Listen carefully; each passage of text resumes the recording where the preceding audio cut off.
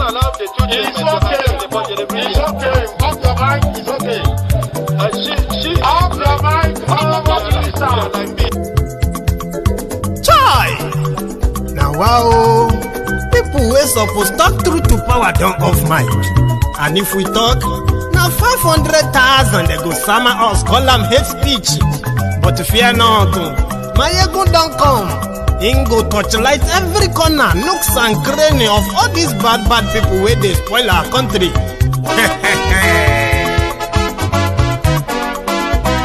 So my people make we laugh, yo yo.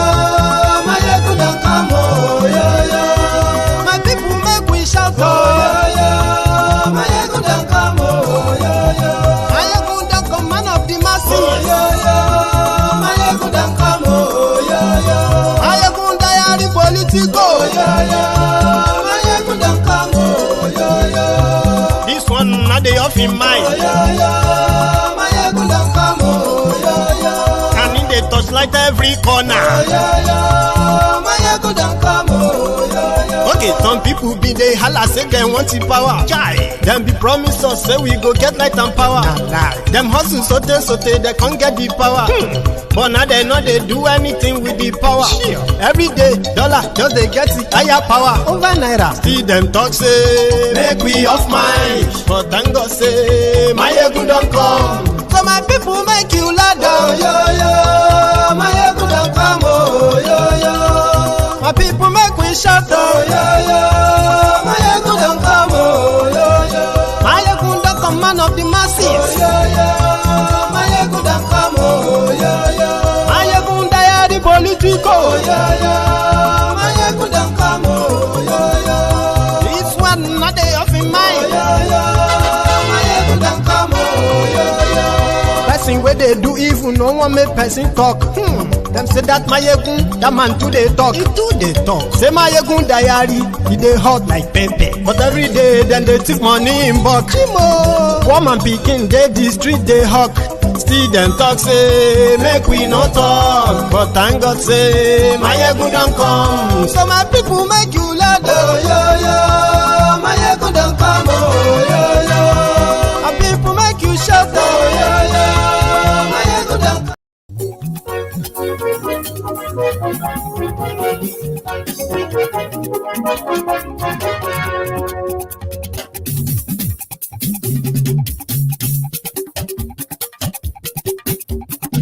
Mayegun la wa mo la mo to do. Mayegun diary, number one. Hello there. Mayegun la wa mo la mo to do. Mayegun diary, number one. Mayegun ti dé o, ọ̀rẹ́ ará yìí. Mayegun diary, number one. Lórí Facebook, lórí YouTube.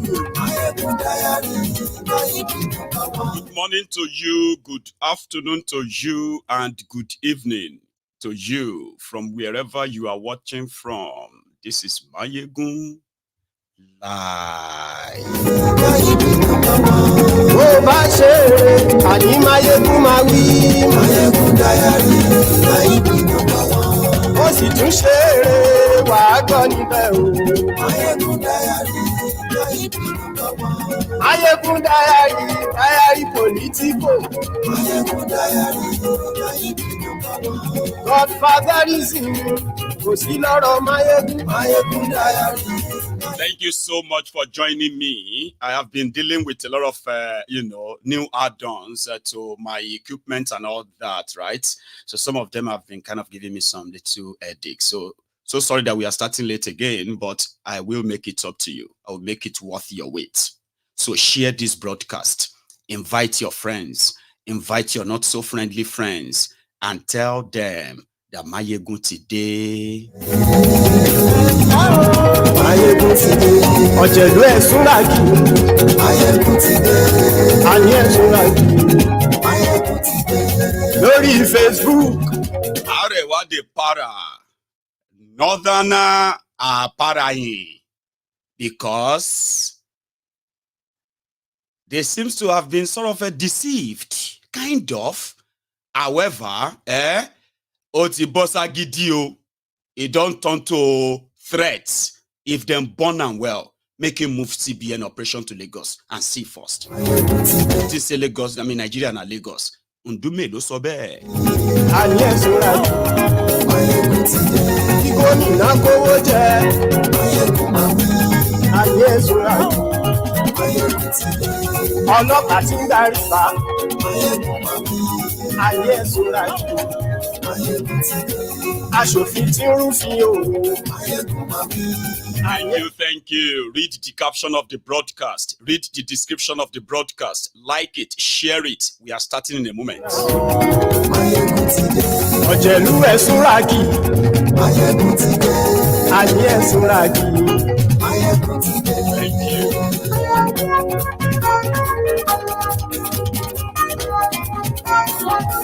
Thank you. Motide. So, good morning to you once again. Good afternoon to you.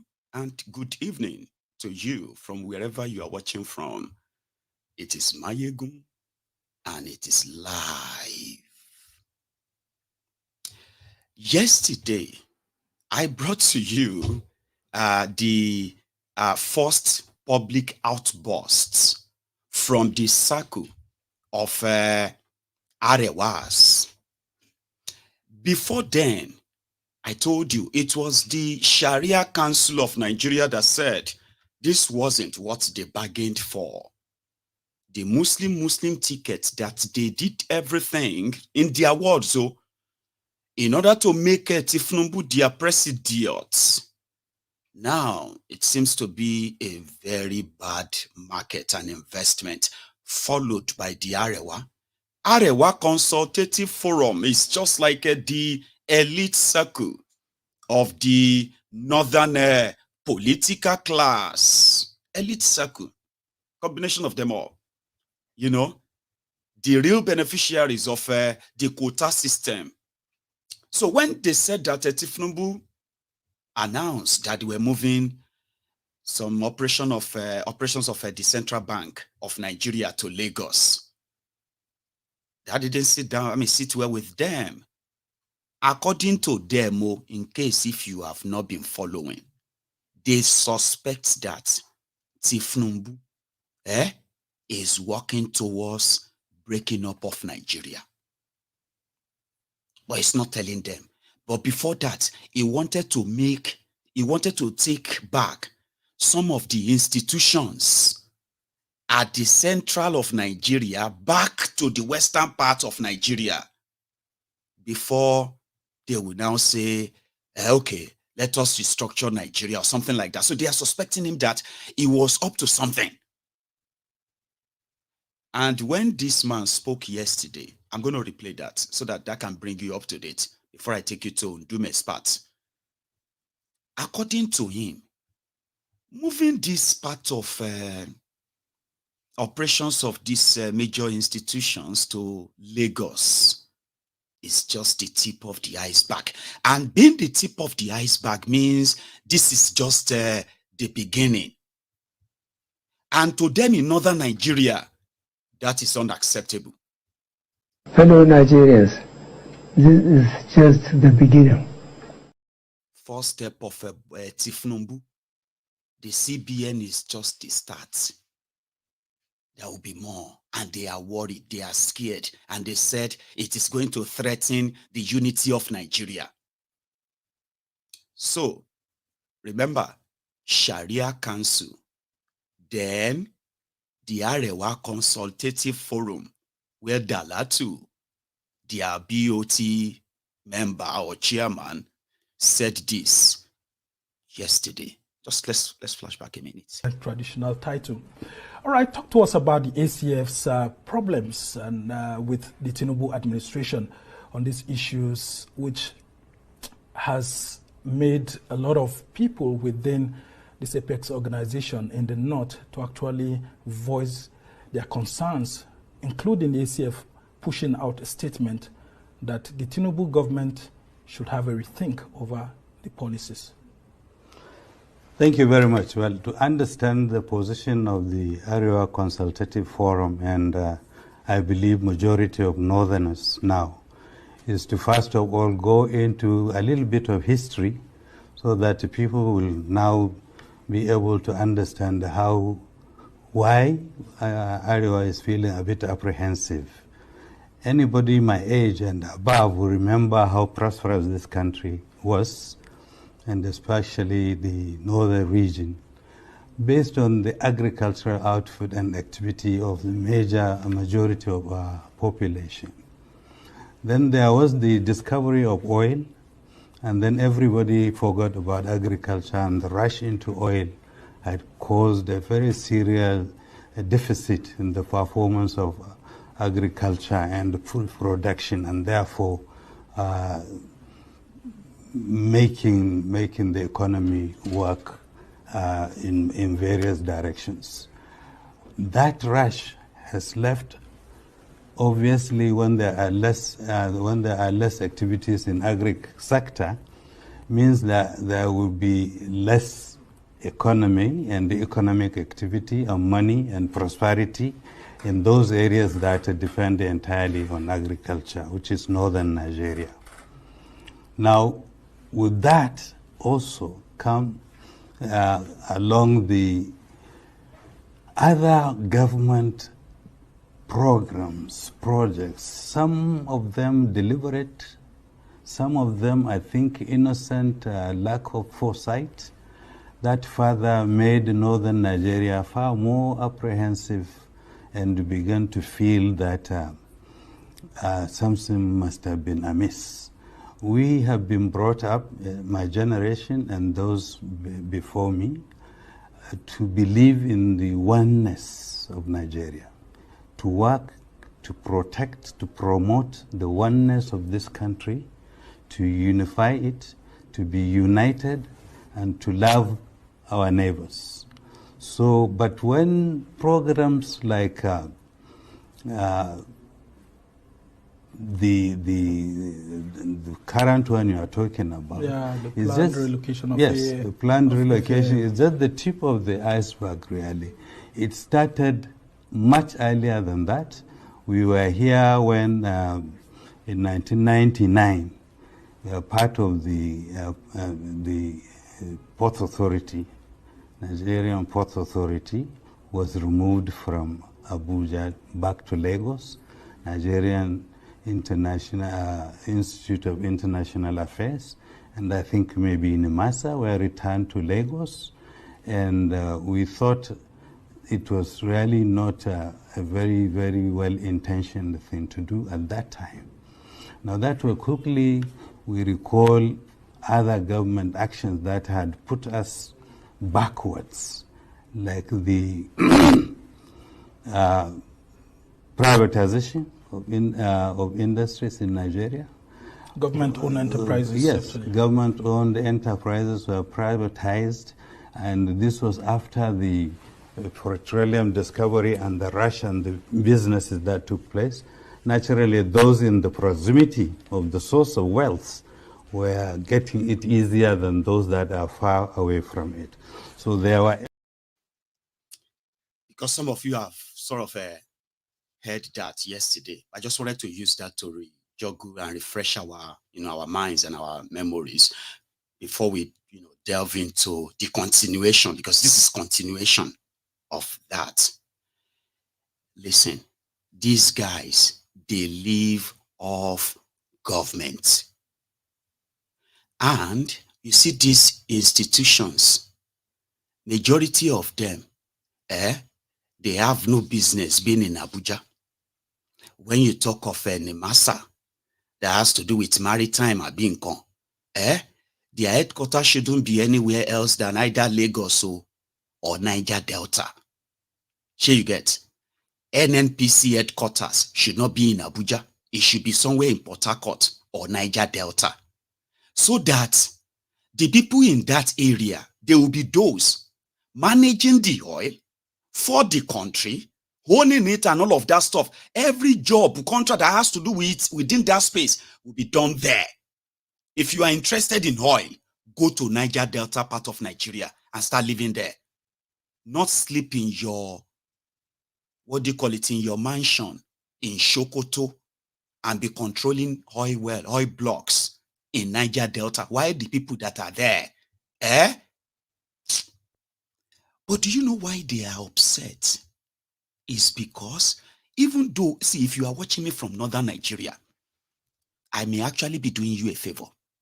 I know they have the same way they are using your heads in northern Nigeria, right? It's the same way they are using the heads of the Mumus in the south. But I know some of you are already being told to organize on how to start protesting that Tinubu should not move this or move that. Listen to me very well. Oh. Some of you are going to be paid, Abi, from northern Nigeria to begin to spread tribal, ethnic, religious, hateful messages because say Tinubu Koolu want to move institutions of Nigeria to somewhere else. So make I tell you this. So I'm not saying you shouldn't do the job if they give it to you. But listen to me. You see all these guys, like I said, they all live on government. Majority of the parastatals ministries, they were filled by their children. Not you. One sec. I think we have interruption, so don't go anywhere. Give me a sec. I'll look that up. If you talk about transferring FAAN to Lagos because there are more airline activities in Lagos than in Abuja, then you should take the Ministry of Commerce to Onitsha or Kano, because there is far more commercial activities in Onitsha and Kano than in Abuja. You should take the Ministry of Education or Agriculture to Makati, where there is a lot of agricultural activity and food production. You can distribute these ministries to locations according to the kind of activity you can identify.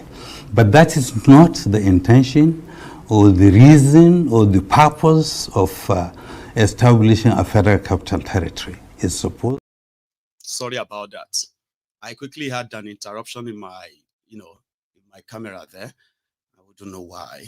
But in case if that happened again, okay, I'm just going to apologize to all of us ahead of time. I promise that it will never happen again after tonight, okay? So that's surprising. So as I was saying, these ministries, they were filled with their children. Majority of them who never passed through the same process like the rest of you. When they want to recruit for NSCDC, civil defense, they will throw the job application open. And the poor you, graduates applying to become civil defender, you will see them 400,000 application for just space of 10,000. When they want to recruit for police, recruit policemen, they will throw it open. And then you see the application, 500,000 unemployed youth applied for 30,000 police jobs. When they want to apply for soldiers, those ones they were going to use to replace those who have run away from their maltreatment, they will throw that open to all of you. Graduates, somebody who went to school to study engineering, to go and study, somebody who is a science student, professional here and there, because of no job, no nothing. To survive, he will go and pick a form for our military. He wants to be a soldier. But when there is employment or opportunities in Central Bank of Nigeria, you won't see the advert. When they have employment opportunity in NNPC, you won't see it everywhere. When they have it in NIMASA, Ministry of Finance, this ministry, that ministry, you won't see them publicly everywhere. They only give them to the sons and daughters of senators, families and daughters of governors, families and daughters of ministers, and all of these elderly men and women from northern Nigeria, from southern Nigeria. So before you collect that 20,000 naira to begin to spread hatred, Yorubas are this, Igbos are that, Hausas are that, all because of this central bank nonsense. Remember, if they are seeing job opportunities on the road, it is not one of those that you can stumble on because you are the most brilliant students, the best graduating students. No. It's not for you. It's for their children schooling abroad. What do you call it? My screen off again. If you talk about transferring FAAN to Lagos because there are more airline activities in Lagos than in Abuja, then you should take the Ministry of Commerce to Onitsha or Kano, because there is far more commercial activities in Onitsha and Kano than in Abuja. You should take the Ministry of Education or Agriculture to Makati, where there is a lot of agricultural activity and food production. You can distribute these ministries to locations according to the kind of activity you can identify. But that is not the intention or the reason or the purpose of establishing a federal capital territory. It's supposed to be in itself a symbol of unity, a symbol of togetherness of this country. The moment you start dismembering ministries back to Lagos, first you are establishing a precedence, which means next government it comes on and it doesn't happen to come from the south, will now return them or transfer others from Lagos back to Abuja, and it will or maybe Kaduna also. Or Kaduna or Sokoto or Calabar or things like that. So the intention really is to make institutions symbolic of our unity, symbolic of the purpose of this country, and not to give reasons. If you say congestion, when you mention congestion in relation to cities, anybody you talk about congestion will first think of Lagos before he thinks. But the CBN is saying that it's building, the CBN headquarters here is supposed to actually house 3,000 employees, but it has over 4,000. And the CBN spends money sending its own staff to go to Lagos to spend 2 months, 3 months to do certain jobs, which normally should have been domiciled in Lagos, and that they're spending so much. So for effectiveness, the CBN is saying that it wants to decongest its headquarters.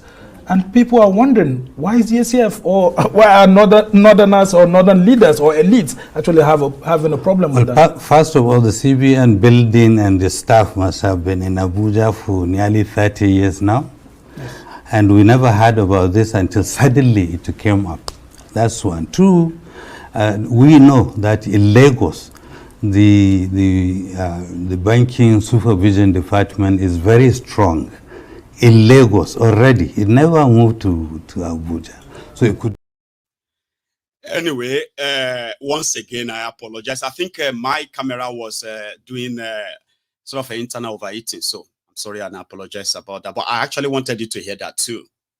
Okay, so like I said, or as I was saying, it's their children that occupies those places, and most of the time, it is their own source of survival. People like this, they have their children everywhere. And if they move all of these things away, he said, it brings back the experience of when Obasanjo did the same thing in 1999, after 1999. So that automatically did not give them the regular quota system job that naturally is theirs. It's just like, you know what I mean? Easy peasy.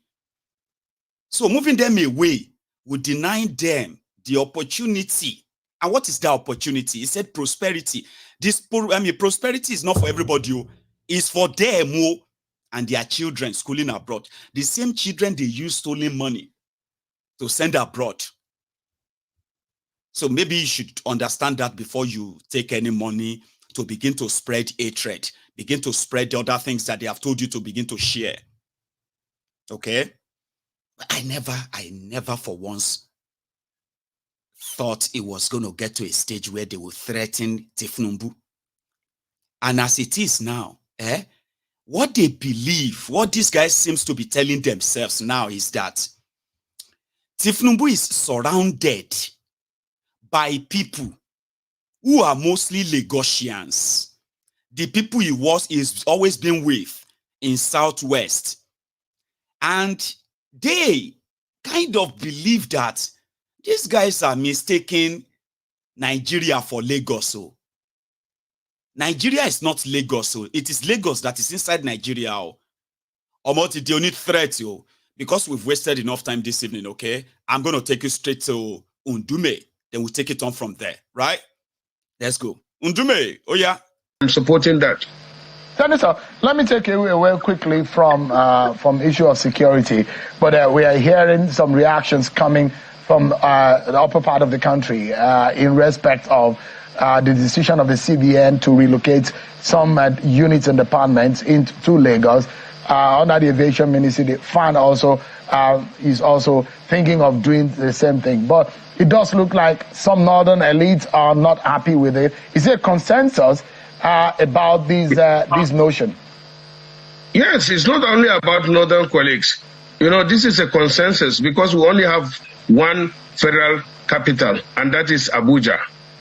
All these Lagos boys that are thinking that Lagos is Nigeria are just misinforming or advising the president wrongly. The regulators of the financial institutions are supposed to be or are in Abuja. Do you want them to move back to where, because you say Lagos is the commercial capital? This is one of the mistakes, and I'm sure Mr. President will reverse it because it doesn't work.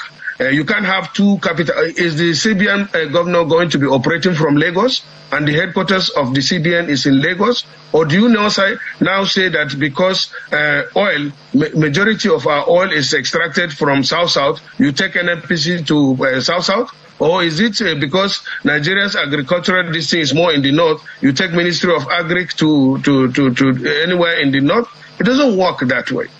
And that is one of the problems that is cropping up. But I'm very sure, I'm very confident that Mr. President will look at this because he's a nationalist, not just a Lagos man. Some of these people think that, I'll repeat, some of them think that Lagos is Nigeria. Lagos is not Nigeria. Lagos is not the headquarters of Nigeria. The headquarters of Nigeria is in Abuja. It's not about North. But they have because explained that Abuja this is no for man's land. It's not operational a Fulani. purposes. This is for operational purposes. Which is operational purpose?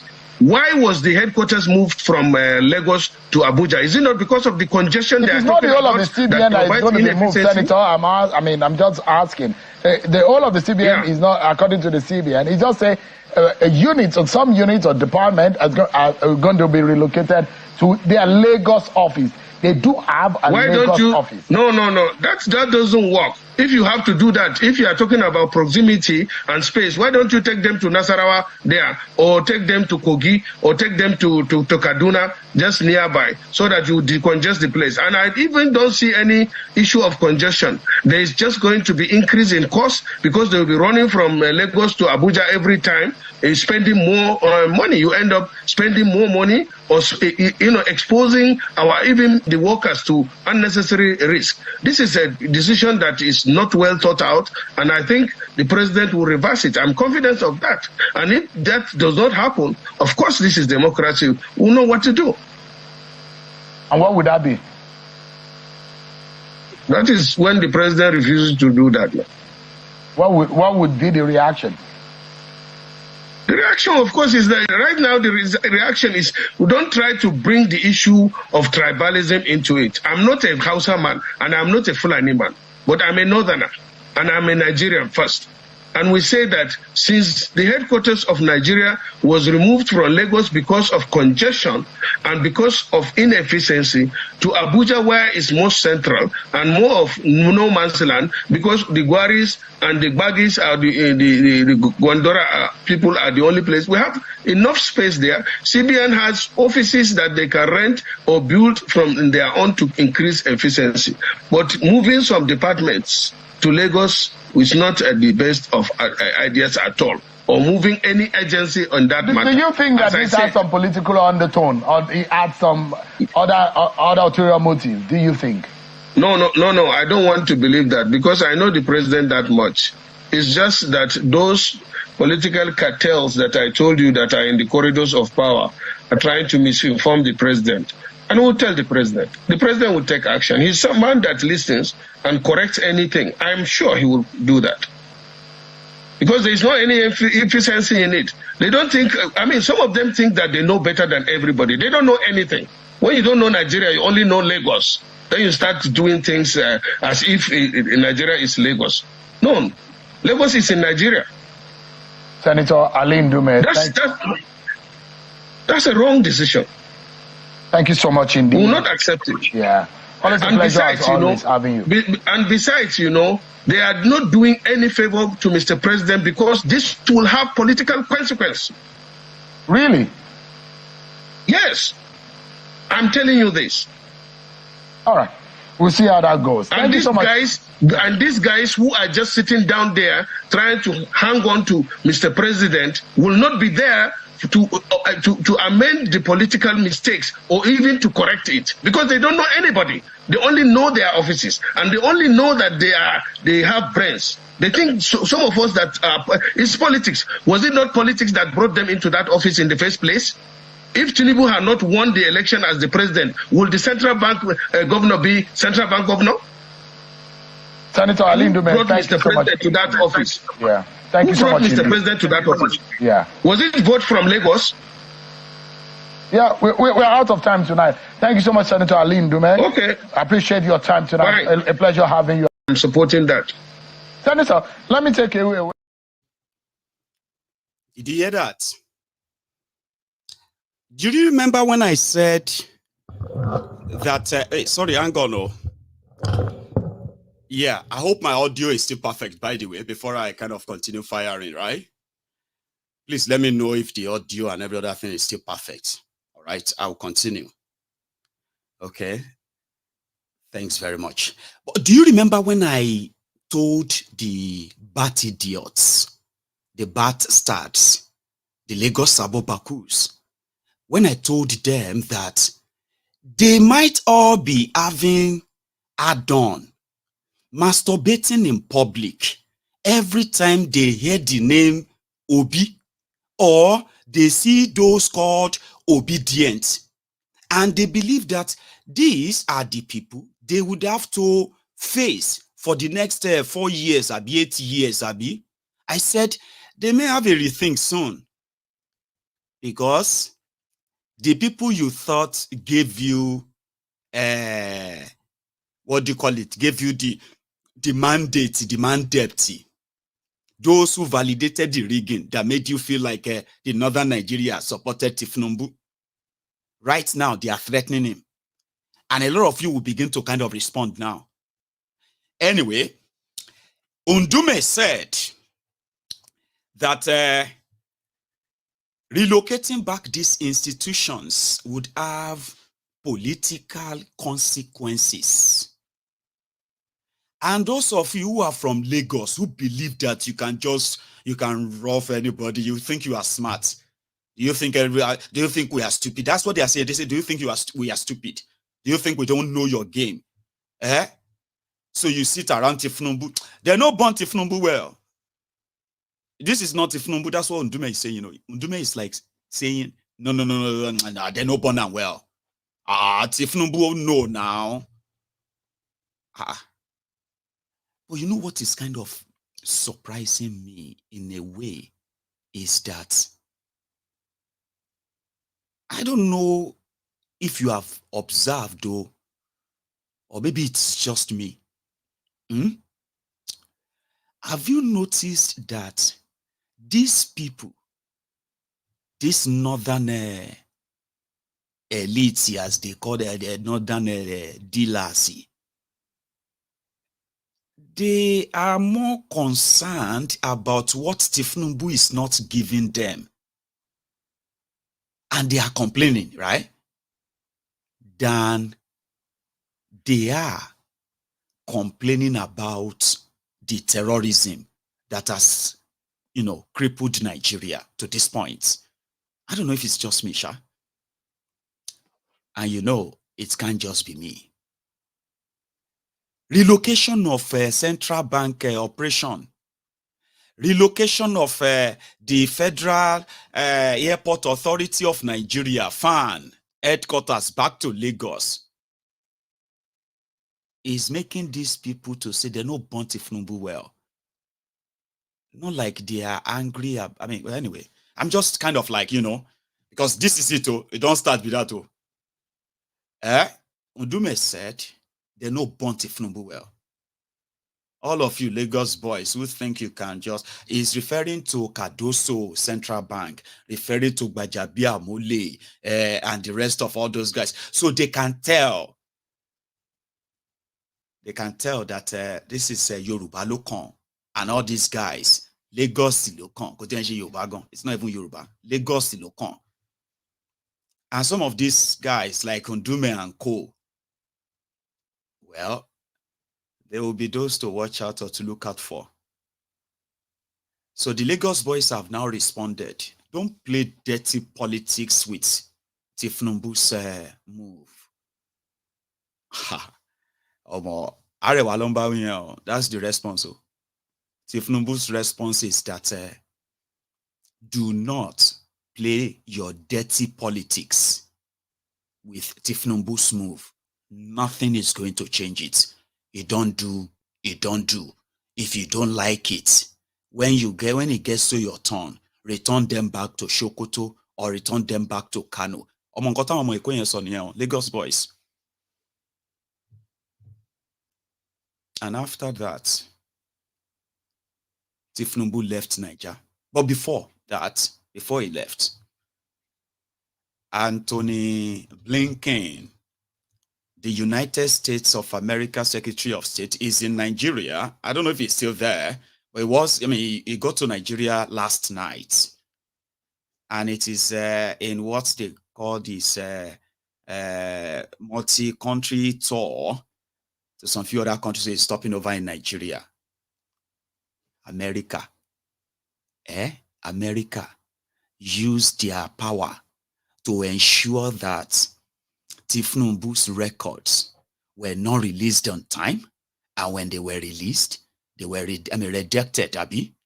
America publicly associating with a retired, and say no retired, but they say a retired drug lord, certificate forger, election rigger, somebody that actually destroyed the institution of democracy. America is associating with it. Is America. So Blinken is in Nigeria saying that it is all in effort to make sure that they bring Nigeria back to democracy, as well as there are so many American countries interested in investing in Nigeria. Blinken, give us one name. Give us one American company name that told you they are desperate to invest in Nigeria. But you know something? They are all politicians, Abi. Blinken is not there because of Nigeria, this or that. All right? And for those who might have an idea why he's there. So yesterday evening, he arrived in Nigeria.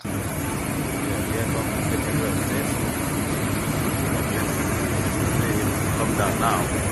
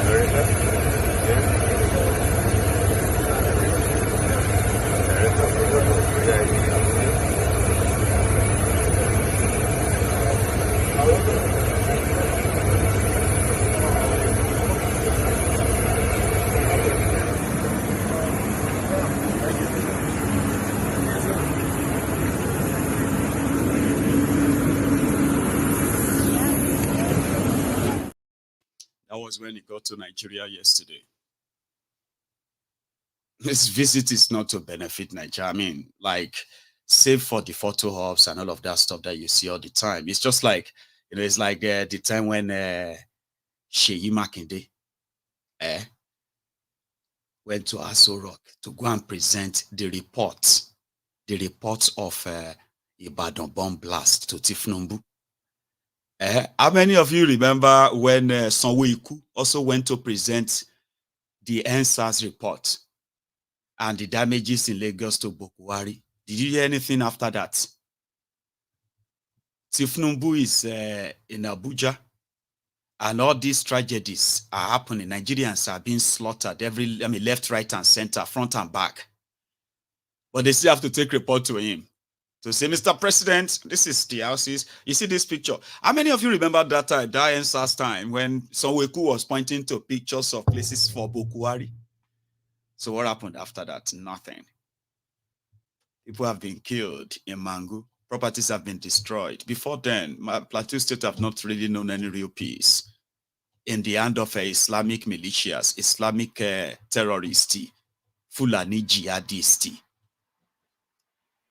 So, Tinubu left Nigeria, but before he left, rather, they brought Blinken into the Old Rock, where he met with Koolu. I think I have that. I do.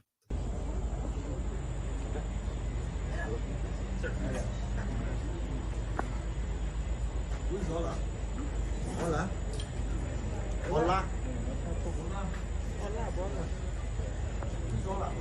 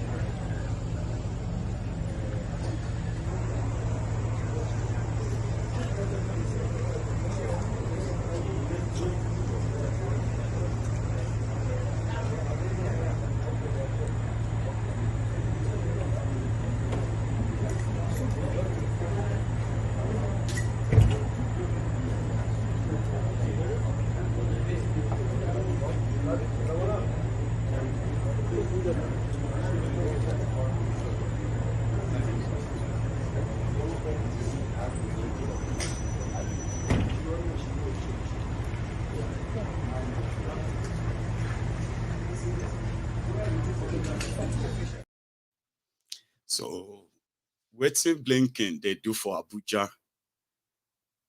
After being received by Tagat, or what's that guy's name, the foreign affairs minister, so they met with Koolu briefly, and Blinken and Tagat now spoke to the press. So this is what Blinken said he came to do. They wanted Nigeria to do something about the victims of NSAS, police brutality, on the side. They wanted Nigeria to bring Mali to democracy. They say if Koolu passed that place, Omado Kulele Jantani, then no born wells go cross the side anyway. So, however, they came to come and seek his further support to make sure they bring Mali back after all failed attempts. America will continue to support Nigeria in the fight against terror. And that is why the American Secretary of State is visiting some countries in this Sahel. America said they supported Tinubu economic policies because even though the policies are a little bit hard now, America believed that they are going to work for Nigeria, blah, blah, blah. Blinken, Tom Blinken. I want weary. But I want you to hear from him so that you will probably like, Kelon Shembi, Dr. Agbede, the people that you told that Tinubu to report to, FBI. Now, person where they pay them, okay, anyway, it's different. Lincoln, ladies and gentlemen. And for me, it's great to be back in Nigeria. I mentioned to the president, actually, this is my third visit as Secretary of State, because one of the very first things I did as Secretary was to visit Nigeria virtually. Remember the days when we weren't traveling because of COVID, but one of the first things that we did do was organize a virtual visit here to Nigeria. Then I came here the following year, and it's very good to be back here today. At the UN General Assembly just this past September, President Tinubu said, and I quote, "Africa is nothing less than the key to the world's future." I'm here at Nigeria at President Biden's behest, and earlier this week we were in Cabo Verde, in Cote d'Ivoire, and we'll be going on to Angola because we share that conviction. Africa has shaped our past, it is shaping the present, it will shape our future. The United States is committed to strengthening genuine partnerships on the continent to work to solve shared challenges and also to deliver on the promise and the fundamental aspirations of our peoples. Nigeria, as Africa's largest country, largest economy, largest democracy, is essential to that effort. And we are doing a lot of work together already to drive in a positive direction. We're driving climate action as partners in the Global Methane Coalition. We're pushing for permanent representation for African voices in the UN Security Council, in other international organizations that need to reflect the realities of today, not just the day that they were created many, many years ago. We're working and collaborating to support the development and use of artificial intelligence for good. With 30 other Atlantic countries, we're driving blue economic development, environmental protection, science and technology exchange through a new partnership for Atlantic cooperation. Today, as the Foreign Minister mentioned, with President Tinubu, with the Foreign Minister and other colleagues, we spoke about a range of common priorities, including our focus on accelerating economic growth and opportunity here in Nigeria. This is a place of extraordinary innovation, extraordinary dynamism. I've had the opportunity to visit many times over the years. I've seen that each and every time, and I expect to see more of that in Lagos tomorrow. American entrepreneurs, American companies are eager to partner with and invest in Nigeria's economy, particularly in the tech sector. We have tech giants that are teamed up with Nigerian partners to help meet President Tinubu's 1 million digital jobs initiative. Other companies are hard at work laying undersea cables, using satellite technology to expand access to the internet. Our tech incubators are fostering Nigeria's next startups. Our venture capital companies are working to finance them. So we want to work in partnership to help drive Nigeria's technological revolution, which is creating jobs, it's growing businesses, and it's spurring innovations in both of our countries. Because one of the things we've learned from these partnerships is that it benefits us as much as any place or any company that we're investing in. We're learning a lot from it, we're getting a lot from it.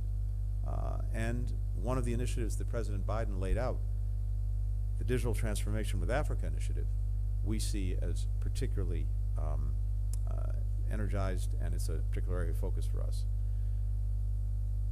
Now, Nigeria offers real, clear, compelling opportunities for investors.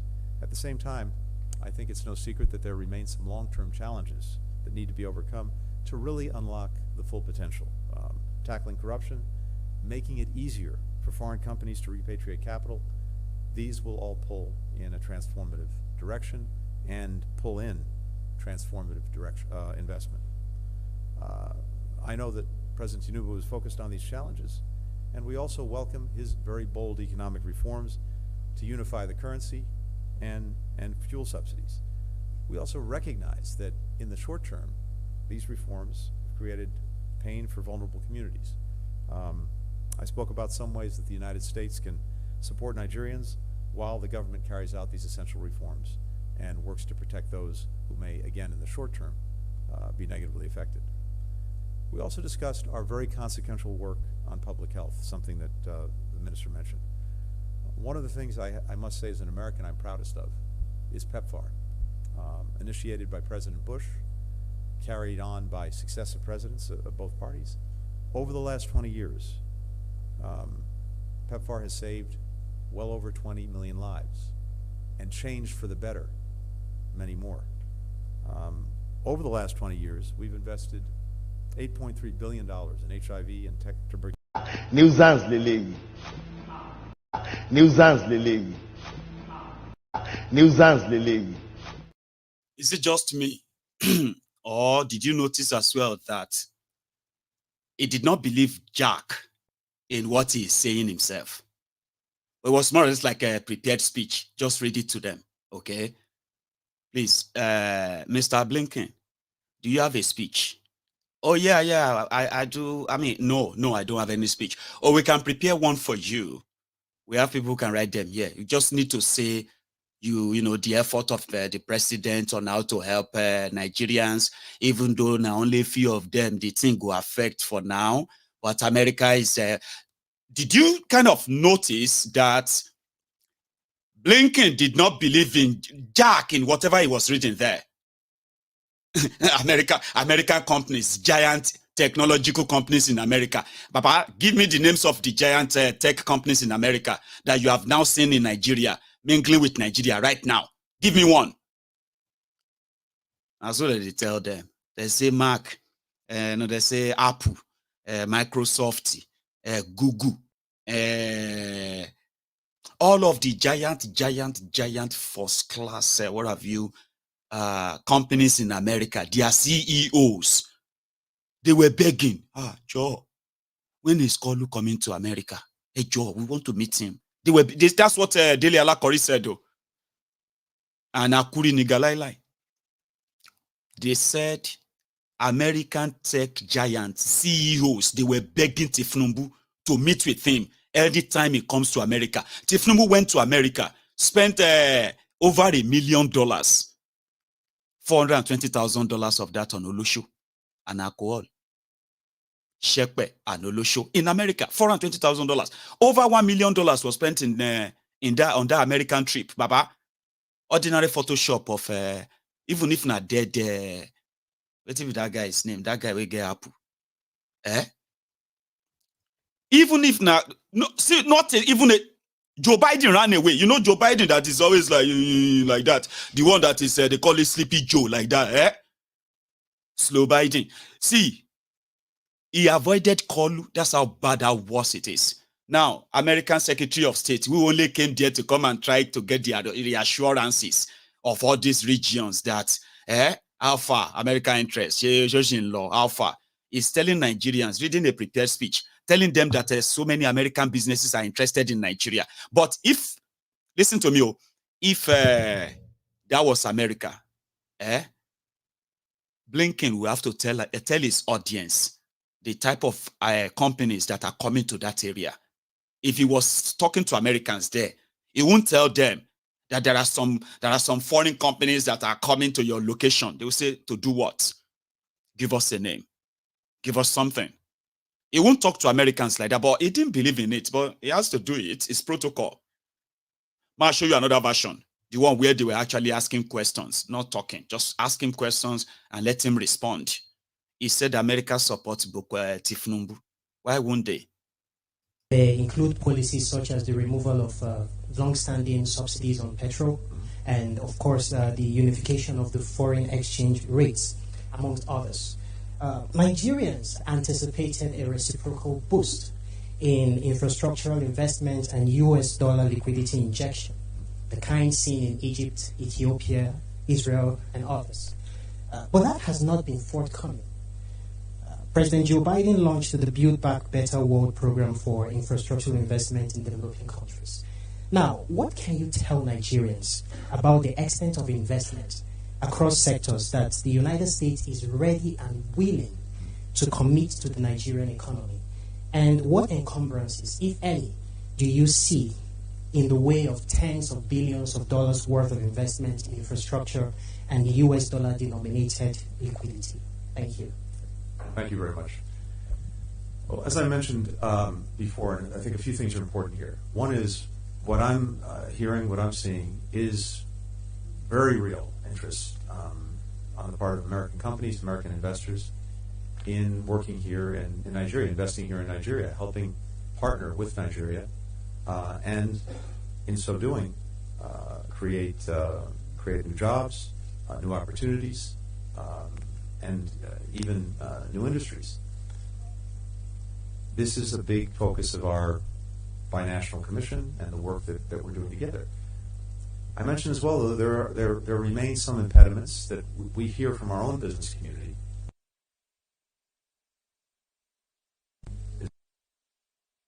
Is the repatriation of capital. This is important. I know the central bank governor is working on that. And second is the ongoing effort to combat corruption, because companies that come in and invest want to make sure that they're going to be investing with a fair and level playing field. And corruption, of course, is a big impediment to that. Having said all of that, look, I do think we're seeing real movement. When we had the Africa Leaders Summit, hosted by President Biden, one of the commitments we made was to generate an additional $55 billion in private sector investment in Africa over the next 3 years. Well, here we are 1 year after the summit, and we are 40% of the way to achieving that goal. By 2 years out after the summit, based on the trajectory we're on now, we'll be at 70% of that goal, and we will achieve the goal in the 3 years as President Biden set out. That's just one, albeit an important manifestation, not only of our commitment to generating more private sector investment, but actually to doing it. And as President Tinubu and I had a chance to discuss this, I think there are responsibilities on all sides. One, as I mentioned, are the things that can be done here in Nigeria to create the best possible climate for investment.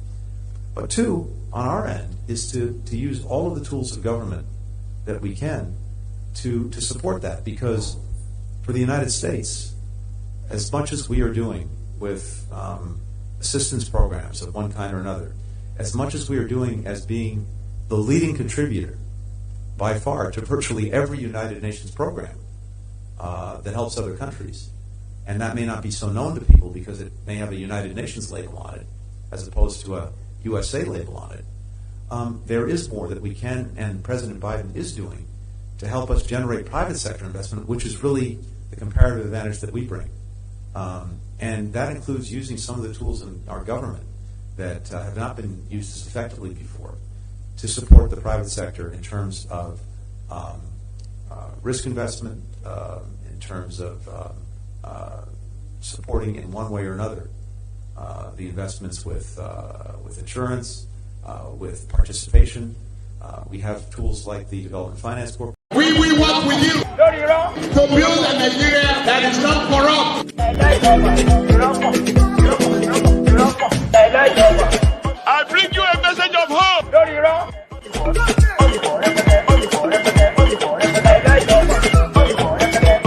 We are going to spend a lot of resources on education.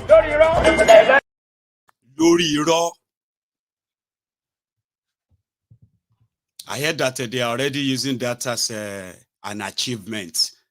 The Agbadomaiti, Lagos Abobaku, Oshogbo Alimajiri, Enyi bad studies.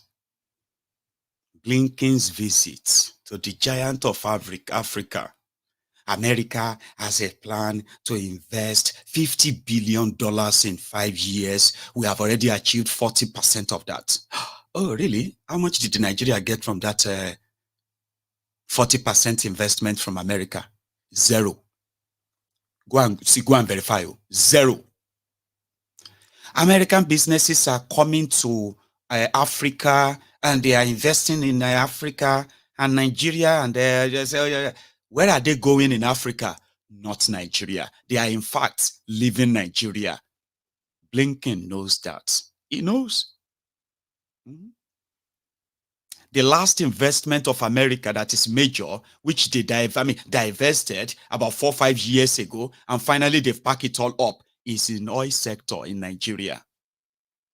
Do you know those who told you that Nigeria will never break because America will never allow it, UK will never allow it? Imagine all the oil of Nigeria. You have not updated your profile. America's interest in Nigeria oil and crude oil now, the sale and the rest of that, Baba, it has dwindled beyond anything. Then America's investment in oil sector in Nigeria is almost coming to zero. Zero. They are leaving. So he says something about American technology investing in Nigeria. Give us a name. When they wanted to put the headquarters of Twitter in Africa, they bypassed Nigeria. There has been so many other major investors like that from the Western world that have chosen different destinations, not Nigeria. Because the problem is that if you invest in Nigeria, because of their corruption, it has become so hard for you to take out your money. The ideal, if you are an international investor, okay, you will bring in your dollars. Now, when you now make all your money, whether it is in Naira or in dollar, it doesn't matter. When you want to take your profit out of Nigeria, it is the responsibility of Nigeria to provide you that dollar equivalent of that your profit you want to take out. Airlines in Nigeria, airlines from outside Nigeria. Nigeria is currently, they have almost 10 billion naira. Ugbomidada, if they should change it to the current, what have you, your naira to dollar, Baba, we are talking about 11 to 12 trillion, 13 trillion naira. That's how much profit of the airlines over the years under Bukwari that are trapped in Nigerian banks simply because Nigeria has no dollars. And they are not going to use Ghana must go to pack the naira to their country. It's useless to them. International trade agreement means if our agreement is in these dollars or in this currency, your central bank will provide equivalent of that money with no ROA. But ask those who invested and why everybody is leaving. A lot of you don't know. Abi? Okay. Well, which American company? Which giant tech? We all know the giant tech from America. When you talk about Google, when you talk about Apple, Steve Jobs, Steve Jobs. When you talk about Facebook, Zuckerberg. They talk about this. I mean, these are the major ones. Microsoft, anyway, which of them is coming to Nigeria? Just follow Blinken to Nigeria. Blinken is walking about with an open checkbook. It is to give these countries what America wants them to do as stooges, using their resources, using your military, your air force, your whatever and whatever. We want you to use them for this purpose for us. Okay, but where would you like us to give you support? Giant of Africa, they will now write the check. 150 million naira to support child education, girl child education. They will now say, America just donated $150 million to support, because America knows that if you take your money, enter Nigeria, it's going into the hands of these private crooks and criminals, and your money is gone, and America won't cover you. The risk managers who are going to weigh all these options for you, they won't encourage you to go to Nigeria. The risk is so massive because you can even get killed. Your money will be gone. Your whatever will be gone. Corruption will kill everything for you. And at the end of the day, you are going to go back with nothing. I didn't say that. You just need to read more. And please read more and see what the world knows about Nigeria. I'm not talking about those of you who believe that God can overlook all of that and still do it. No, the work doesn't work that way. They know Nigeria very well, except if you are a drug dealer, drug baron, money launderer, from wherever you are. And not be only black people, they do that now. You both teach black people how to do money laundering and all these crimes. If you are not doing all of that, you won't take your money, hard-earned money. You will not take the money of your investors and say you found something in Nigeria you want to go and put their money on. Because the world knows. It's not because of what we say. It is because of what these criminals are doing. Maybe they were killing people in Mangu yesterday. Their governor declared curfew. And curfew was to say, from this social hour to this social hour, nobody must be seen outside. Baba, Nigeria is under attack for over 10 years now. It escalated in the last 7 years of this APC. Egbekegbe. Mangu in Plateau State, Mangu local government area, where Islamic terrorists, just God knows, started the usual, and the people mobilized. They mobilized in readiness for them. You know, all of us, they tell them, say, defend yourself, as we say. Omo, then listen, oh, just like we said, no grief for anybody, no grief for anybody. 2024 rule 2024, no grief for anybody, no grief for anybody, no grief for terrorists, no grief for criminals, and all of that stuff. Omo, people of Mangu took it personal, oh. They mobilized.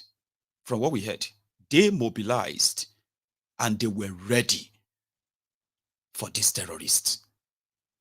Baba, I'll show you what they look like, and I'll tell you what the Nigerian military did. Yesterday, that is the height of it, oh.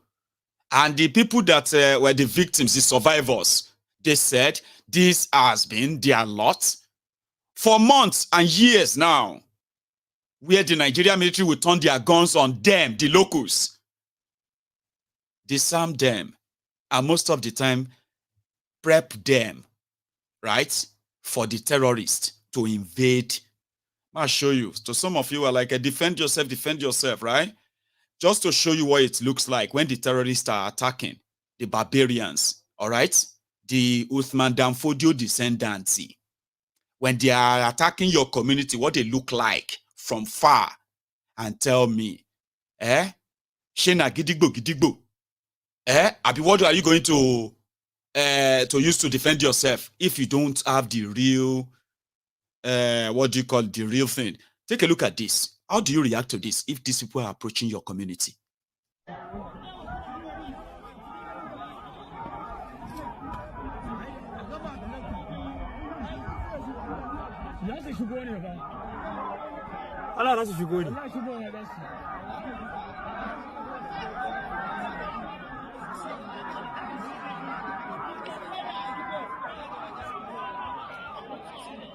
Akwai sojoji a wurin da aka kashe su. Sojojin suna harbin su ne? A inda za su gadin faruwa sa rabe su.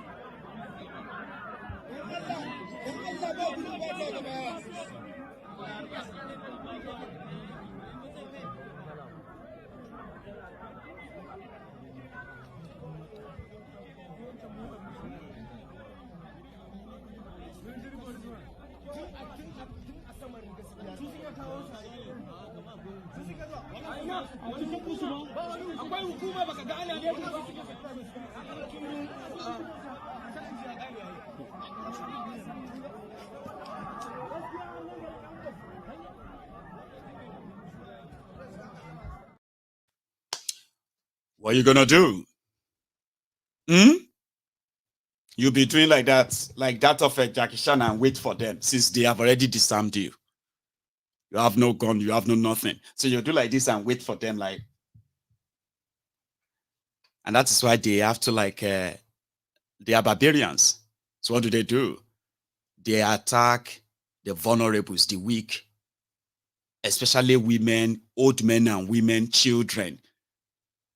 And when you see the way they will march it and do all of that stuff, you'll be like, no way, these people are humans. It is impossible. And that's what happened in Mangu. Now, this is supposed to be the, what do you call it? The Christian Association of Nigeria chairman for that community or for that local government area. And I want you to kind of listen to him first, and I will tell you what I also heard, which are almost in tandem with what this man had to say. Listen. I'm Kanchan Mangu local government. I'm here to report the situation in Mangu local government to the whole world to understand. What is happening in Mangu at this particular point in time? The military are the ones sending our people away to allow the militia to burn their houses. At this particular point in time, they have sent every Christian away from a new market, and thereby leaving the Muslim to go and burn their houses. They set the curfew. The curfew is restricted to only people within Mangu, within the Christian domain. But in the Muslim domain, they are free to move and do whatever they wanted to do. And not only that, the military has killed 3 of our young men, in which I know one is before my own church. They killed one yesterday. And I reported to the security. He said that it was a fake soldiers. At first he said I was lying. Until I proved to him beyond reasonable doubt. Then finally he said it was a fake soldier. I said no, it's not a fake soldier. It's a real soldier who killed him. I said no, it's a soldier that killed him. Finally they made signal to the soldier and he disappeared from the scene. This thing go on and on. Now that I'm speaking to you, all of them are switched off their phone and they allow the place to be burned down and raised by the people. And this is what is going on even now that I'm speaking to you.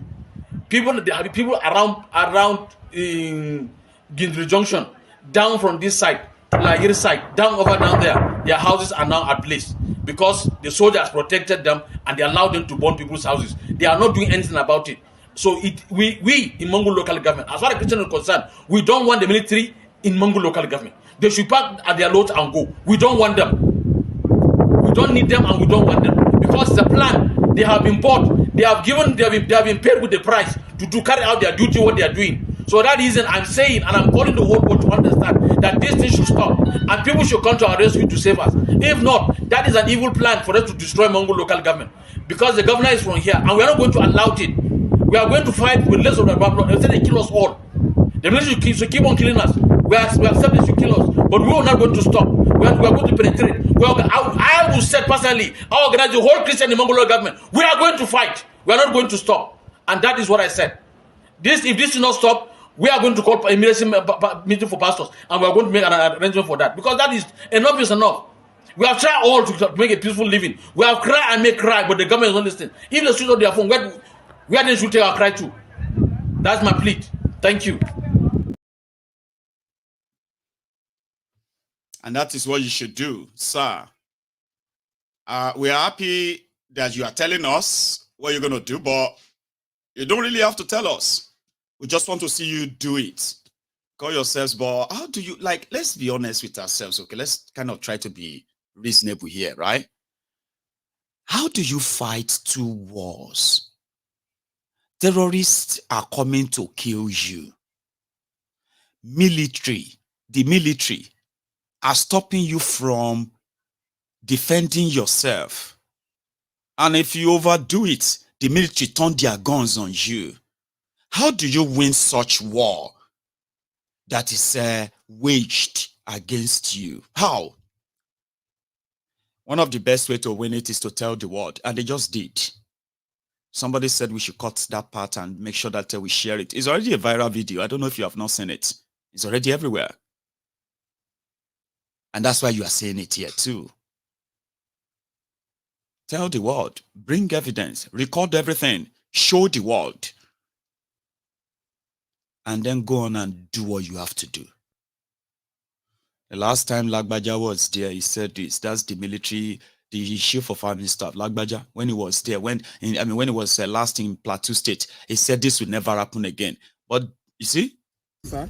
Yes, good afternoon. Sir, the crisis on the Plateau has prolonged for some time now. Should we say that what is happening on the Plateau has overwhelmed the Nigerian army? The Nigerian army is not overwhelmed in any respect. Yes, the crisis on the Plateau has been on for over 10 years. But the Nigerian army, including the other services and other security agencies, have been responding to this crisis. I also need to bring to the fore the fact that in combating any crisis, it's usually juggling what we call the 3 trinity in the military. That is the people, the government, and the military. So it's a careful balancing act. And so if the military is working very effectively and the people do not cooperate with the military, the results will be negative. And if the government do not. So I ask for the cooperation of all stakeholders in Plateau with the troops. Give them information, trust them, respect them. They will respond. Within a short spell, you can see that the situation in Mangu has been brought under control. There's stability in Mangu now. What we want to do is to project out to other parts of Plateau such that there will be peace all around, even beyond Plateau. But the troops are not overwhelmed. They are reacting appropriately. But we need the cooperation of the larger society to be more effective. So what hope do we have? Be rest assured that these troops under my command will give their very best, and they will stamp out every form of insecurity and bring peace and stability to law-abiding citizens. Thank you very much. Nuisance lele. Nuisance lele. Nuisance lele. That's Lagbaja. And I think that was just about after the Christmas massacre. There is a clip that I had here earlier, but somehow I've lost it. So I'm going to bring it back. And that is just to show you where they talk about the burning and the killings and all that going on in Mangu. So you can have an idea from far what it looks like. And the military that is kind of shielding those terrorists there. That's the situation of Nigeria. And after, like, what the hell is going on in Plateau State is none of Tinubu's business.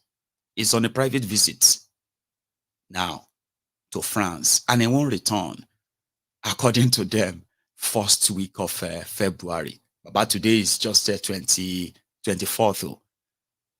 You still have 7 days in this month.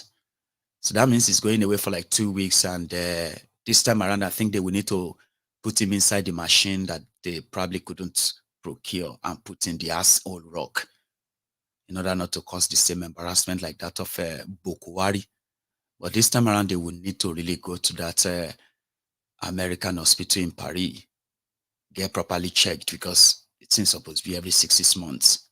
But somehow, they've managed to buy a few more time and all that. So yeah, it's going away. You have no idea when it's going to be back, even if Mangu is burning, just like this. This is Overseas Church being destroyed by Muslims in our village, in our area.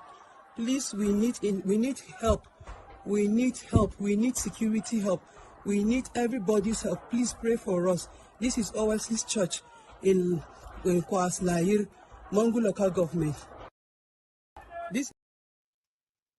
The man that should normally help them as their president is on his way to Paris on a private visit. Ento makulu makunu, ento baku Koolu adewa is away.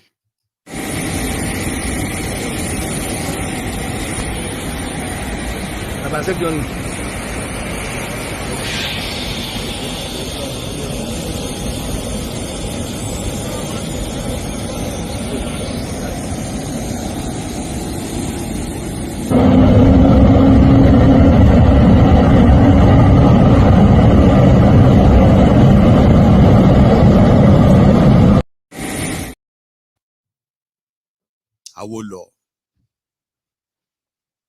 So make all of una just try and stay alive. So when Koolu returns,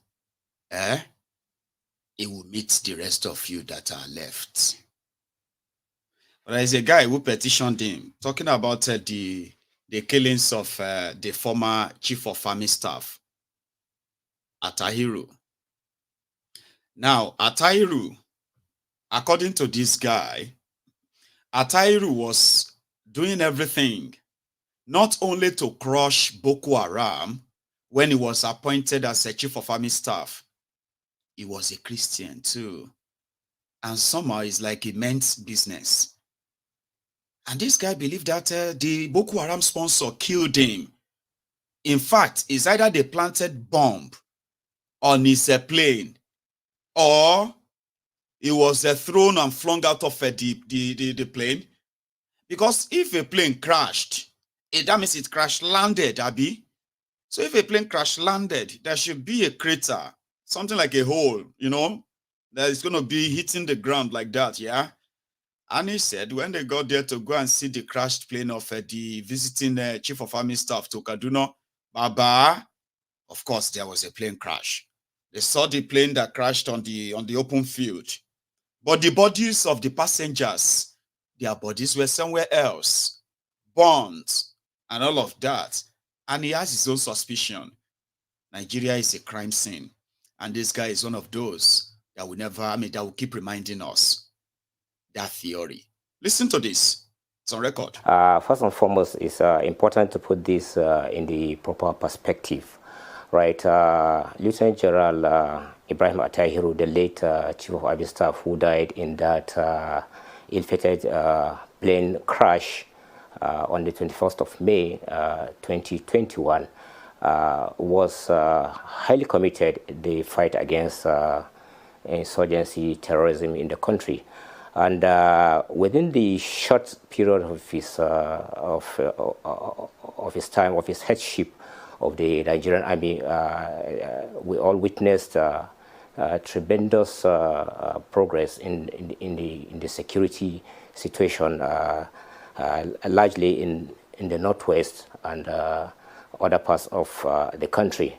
And as a matter of fact, being his the General Officer commanding one division, which is the premier division of the Nigerian Army, also very much aware of the strategy and plan that he had in place, that he had in mind to address this.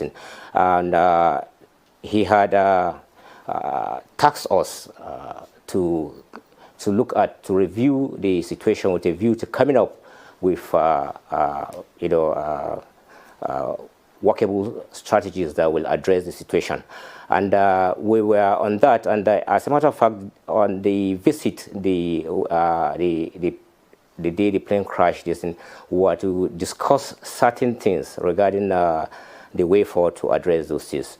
And as I stated during my interview with your sister organization, that is the Disney, right? There were a chain of events that preceded, and even on the actual day of the crash, that gave room for questions. So many questions that needed to be answered. He was, due to come by 10:00 hours, that's 10 a.m. Friday, that was 21st of May 2021. And for some reasons, right, we ended our conversation the night before, that was on the 20th, on Thursday night, with the understanding that he was coming by 10 o'clock the following morning, and I was to arrange for us to attend the Jumat Friday service. And then the following morning, when I called to inquire if the program was still as we discussed, they said there was a change in plan. Apparently, he had received a call just before he went to bed that there was to be a meeting. I can't remember where precisely, but a meeting which he was to attend in passing.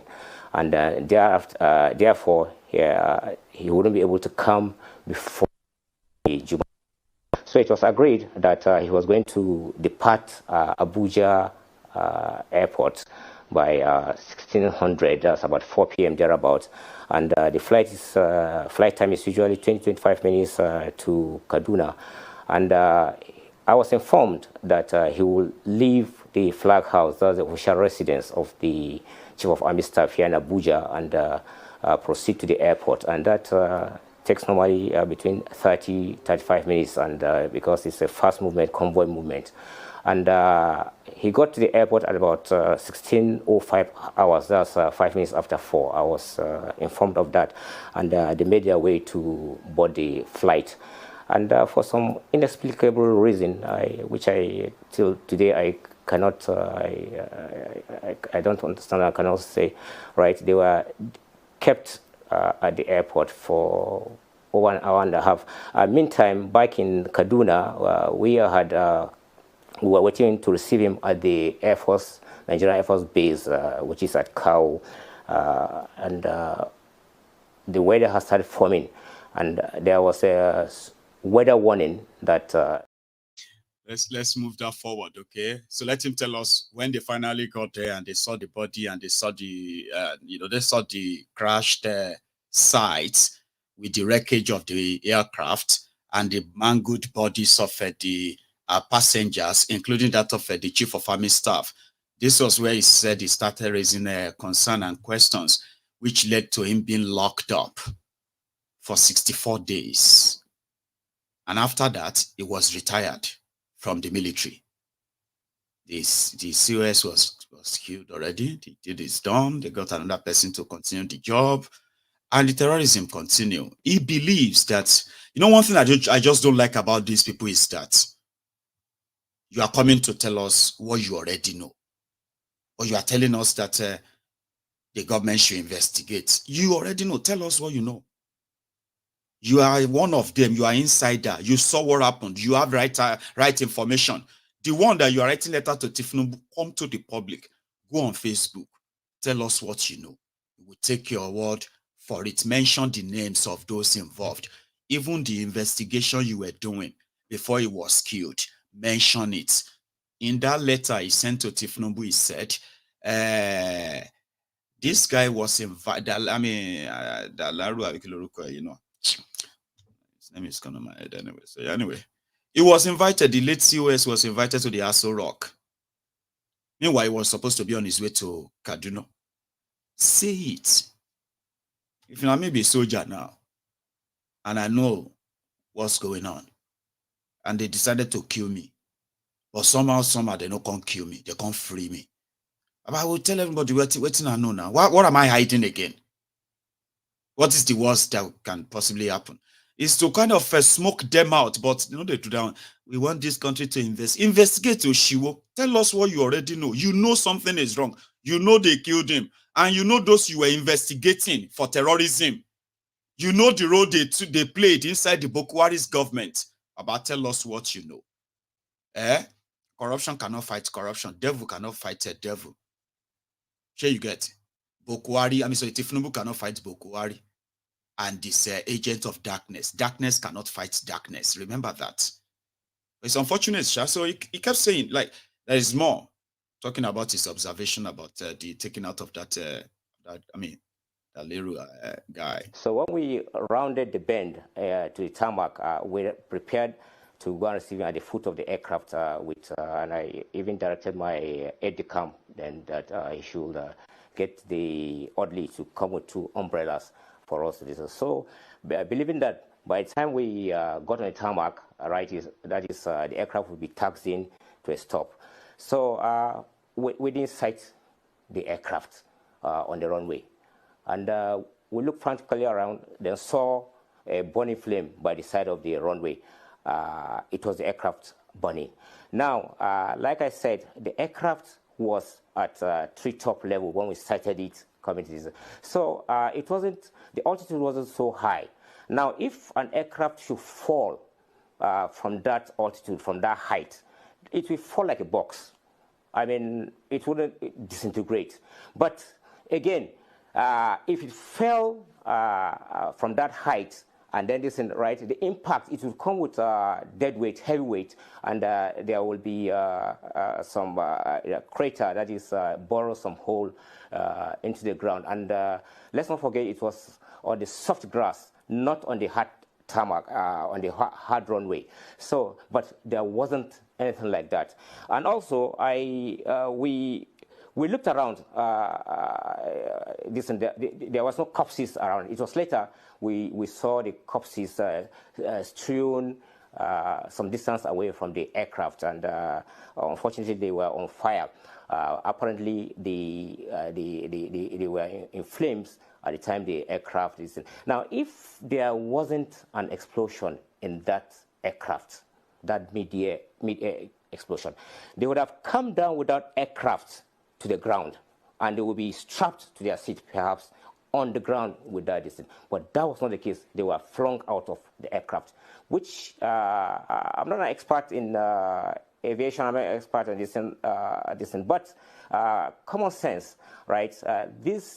It was indicative that an explosion happened mid-air, and that was why they were flown out, and that was why the aircraft did not come out in full, that is, in its full form. It came out in debris, wreckage, and did not have that force to cause crater on the ground. If I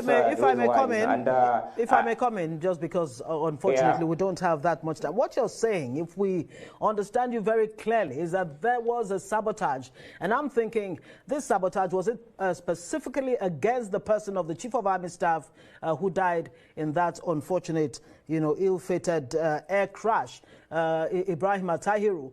Or was this an attempt to sabotage the war against terrorism? Is that what it is? Help us understand what you are saying has happened.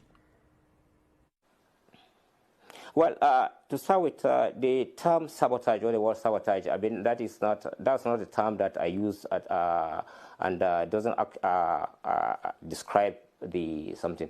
Because this is the reason why we are calling on the President, His Excellency, Ahmed Bola Tinubu, to set up a high-powered probe panel to look into the cause. Now, what caused that explosion? Was it something that was taken into the aircraft, perhaps by one of the passengers unknowingly?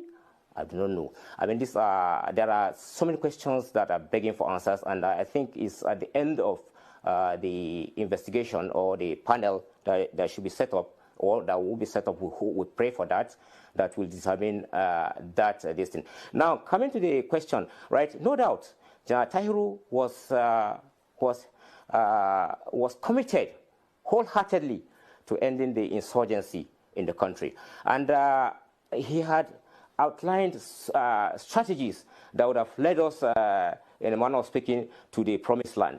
And his death, without a shadow of a doubt, right, truncated or sabotaged that effort to do so. It was the death, or if it was caused by an external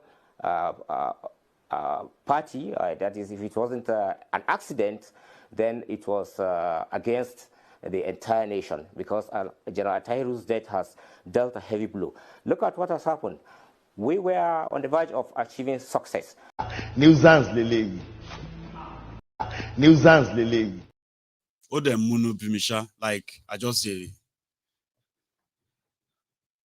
general neo. General, supposed general, everyone sorrow. The general, Nigerian Army, retired general, see how he is talking. Okay, let's say he's camera shy, but he's nervous. I mean, so nervous. Like, I don't know, maybe, I don't even know what to describe it. Because like I'm saying, what generous in any company, like, I just feel like, she so jalele. Even me, my general, I'm much clearer like that than that, even under pressure. We're still under pressure. Now your house, you did interview on TV. Who brought a bomb to the, okay, we suspected that his aircraft was sabotaged. Yes, that's exactly what I am saying. It won't need weary. No. What I'm saying is that maybe somebody brought the bomb unknowingly. If somebody brought the bomb unknowingly onto the aircraft, is that not sabotage? What kind of a person that is working in the top rank of the military, working with the military top chief, and those who are going to actually like bring in every kind of, like they inspect his they will inspect his movement and everything, and everywhere he goes, right? The aircraft is going to get on, and those who are going to bring things on them. So who are those who compromised or sabotaged the flight? Just say, yes, I suspected that it's General Attahiru. Ready. That's why we are asking Tinubu to launch investigation. Oh yeah, we want to investigate what happened. Who took bomb? Did Attahiru's plane exploded mid-air? Or did somebody mistakenly brought bomb on his plane? Oh no, what I'm trying to say is that his death. Baba Koshidano, General Fulile yourself. His death has stopped the progress of the fight against terror in Nigeria. So if they now investigate and they know that something was wrong, okay, what if they do investigation and they say nothing was wrong? And but you know something was wrong. You have more information. You have more names. You know people. If all of you now they do your military security blah blah blah nonsense, I don't know people you they investigate. At least you will know those you are investigating. If you are investigating this person in government sponsoring terrorism, me, I know about the two of them will be terrorists. And they know they hide them. So if all of you are security agents paid to do your job, these two people, now the first two people you were supposed to have arrested. If you had arrested these two people, all other sponsors who had to put bomb on the plane of chief of army staff who have been called, whatever, they would never have had that chance.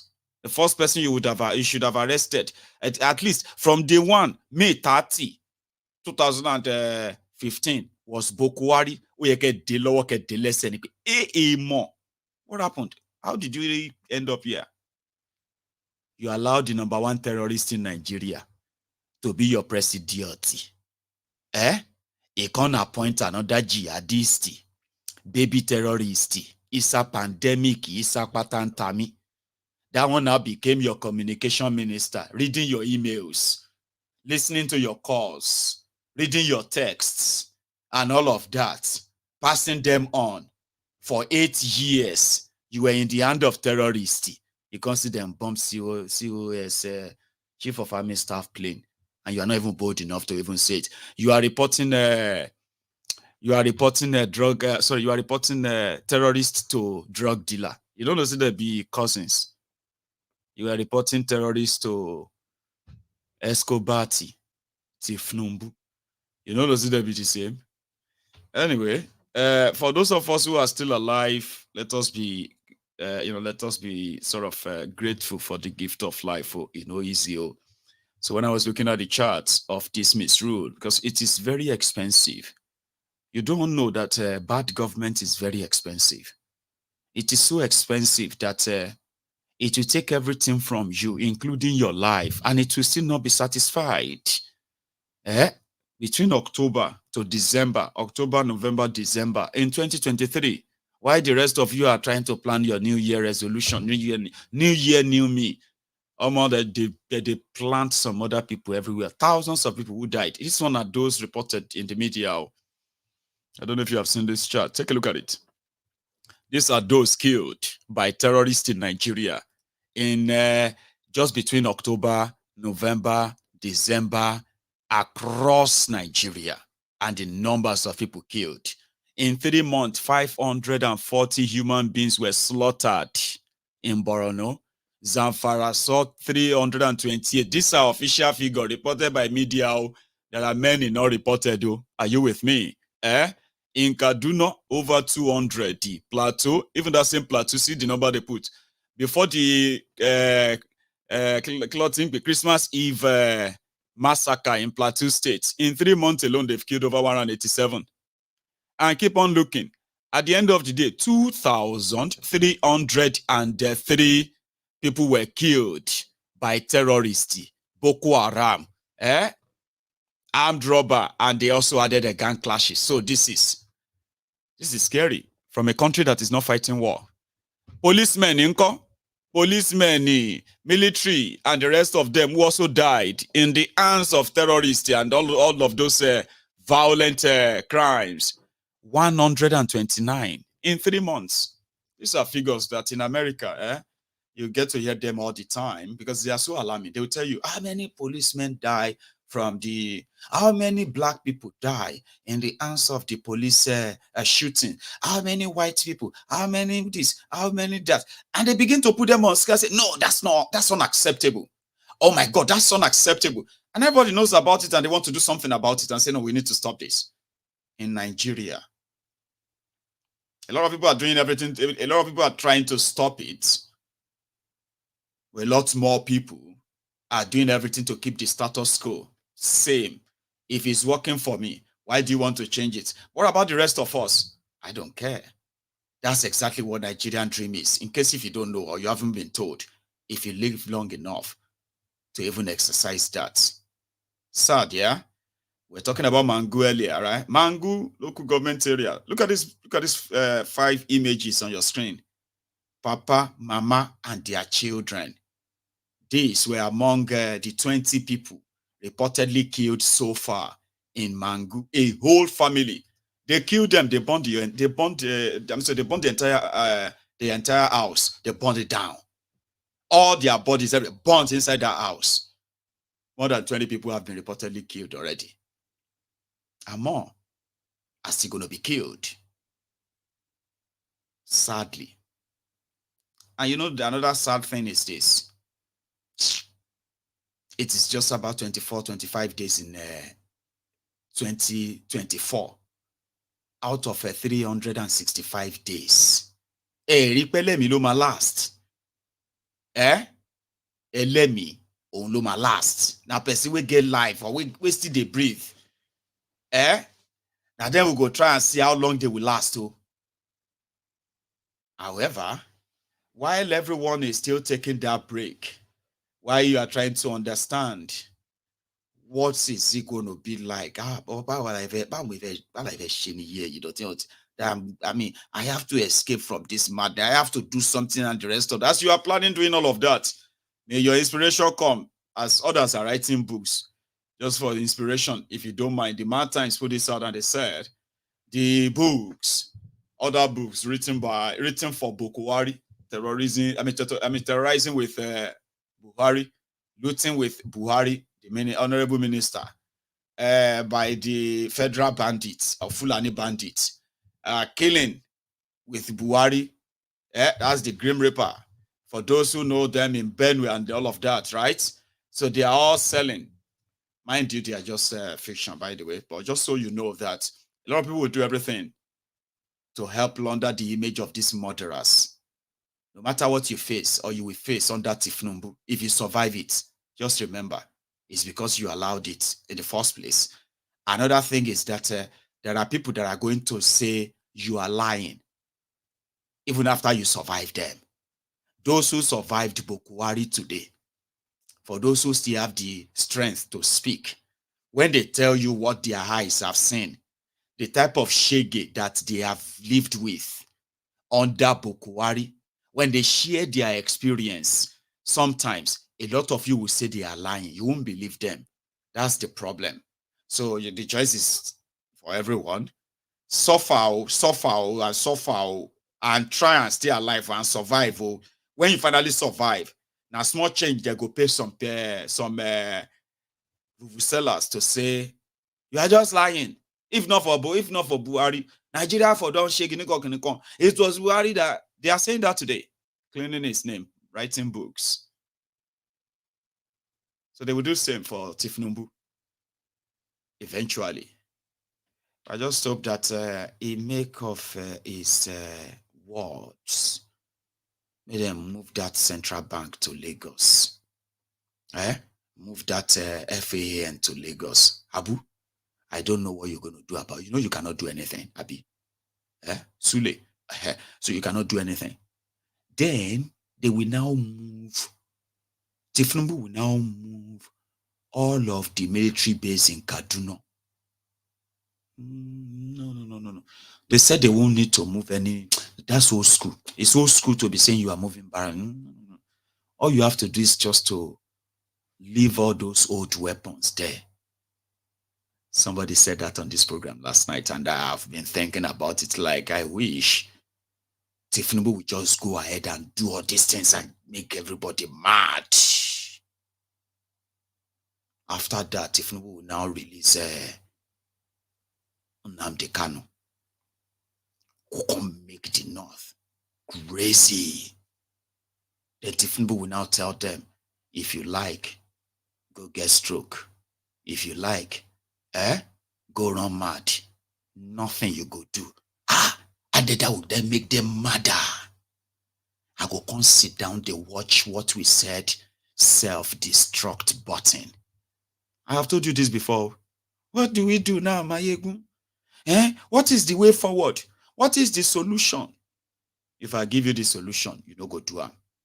And that is why I told you the first thing we need is the revolution of the mind, so that all of una that come across the temple of truth as the disciple of this place, your mind, your soul, has been fortified with right information. You know better. You know what is going to happen. And you know what to do when that happens. Here you get. That's what we are doing right now. They will destroy themselves by themselves. But in order for you not to group yourself and empower other criminals like them, and then just replace them and put other criminals on top of yourself and go this cycle again. If you have sound mind with the right information, right? When these guys destroy themselves, now go they help them. This is the whole thing. Say, today now, have you not noticed? Any small thing, everybody will say, I am so tired of this country. What is wrong with all these people? Then when they want to finish what they are saying, they will say, we should just go our separate ways. I like that. It's becoming normal now. Have you not noticed? Any small thing now, people will say, we should just break up. Let everybody go their separate way. When all of you are doing this, your ethnic, religious, and tribal Olympics, so many people have become so tired. They are not bigoted. Igbos, Yorubas, everyone from everywhere. They are not bigoted, but when they read the comments of Igbos versus Yoruba versus Igbos, they are so tired that they will say, make this country just break up, Jare. This one are too much. Waiting be all this. Is this how much we hate ourselves? Let us just break up and go our separate ways. I like that. Everybody is now paying attention. Once everybody begin to feel like that, you are tired. I am tired. We are all tired. We are tired of ourselves. We are tired of pretending. So when all of us are tired of pretending, don't you get mind it in the so your mind don't reach there be that. So by the time Tinubu and these people begin to press all the destructive button here and there, left, right, and center, those who are doing tribal Olympics, religious Olympics, what do you call that other one? Ethnic World Cup, all those ethnic jingoists. As they press all of that, last, when they now say, Abika Kwene, now you go say, yes, so. In fact, ask Cham. She didn't believe that Nigeria should break up. But you know something? The last 3 months, I have seen her transformed fully into saying, I am ready. In fact, I am ready now, Mayegu. She is obedient. One of those who believe that they could give Nigeria one last shot. One last shot. Just one last month. I'm tired of Nigeria. After this, I'm done. And they were done. So there are many people like you like that.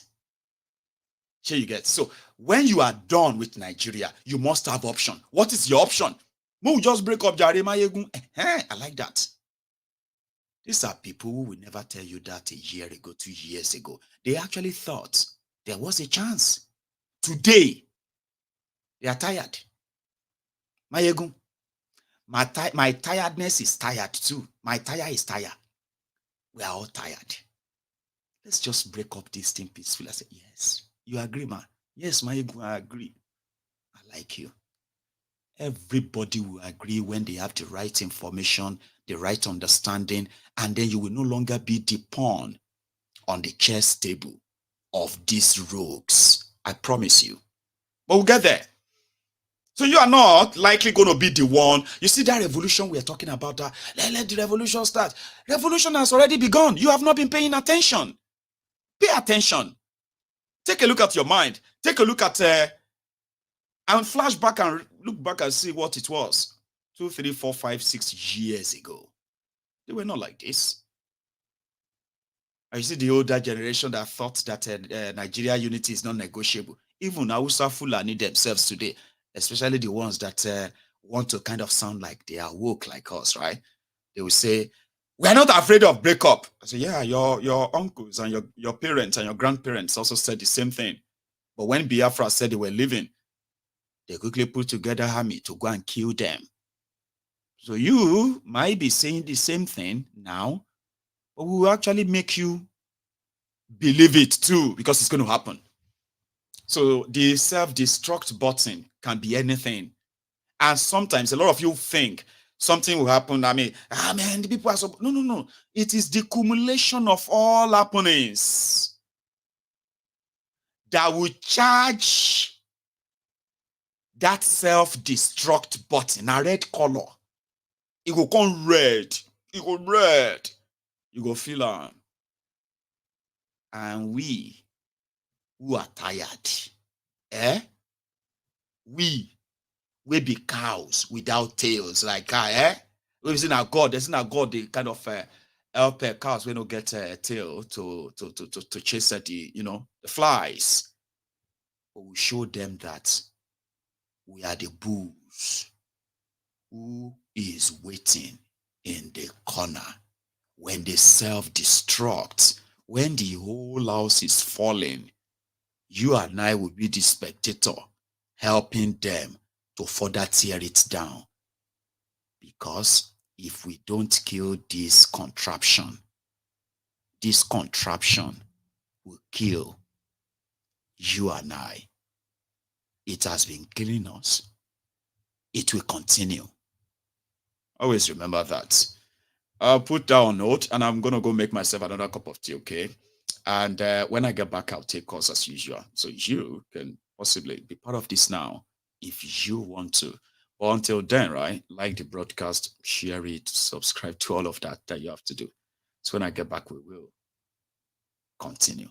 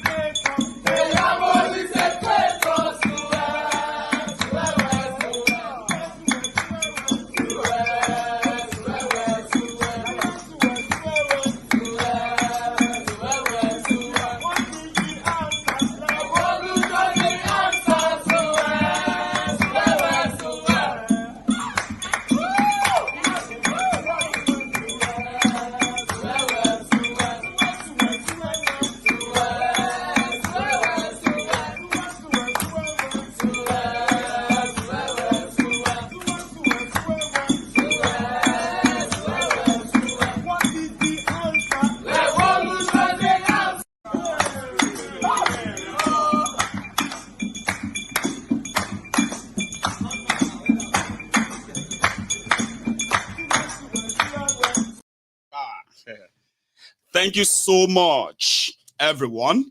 And yes, I actually have a caller because that's me back, okay? I have a caller, but I want to say one big thank you, or in fact, two big thank yous.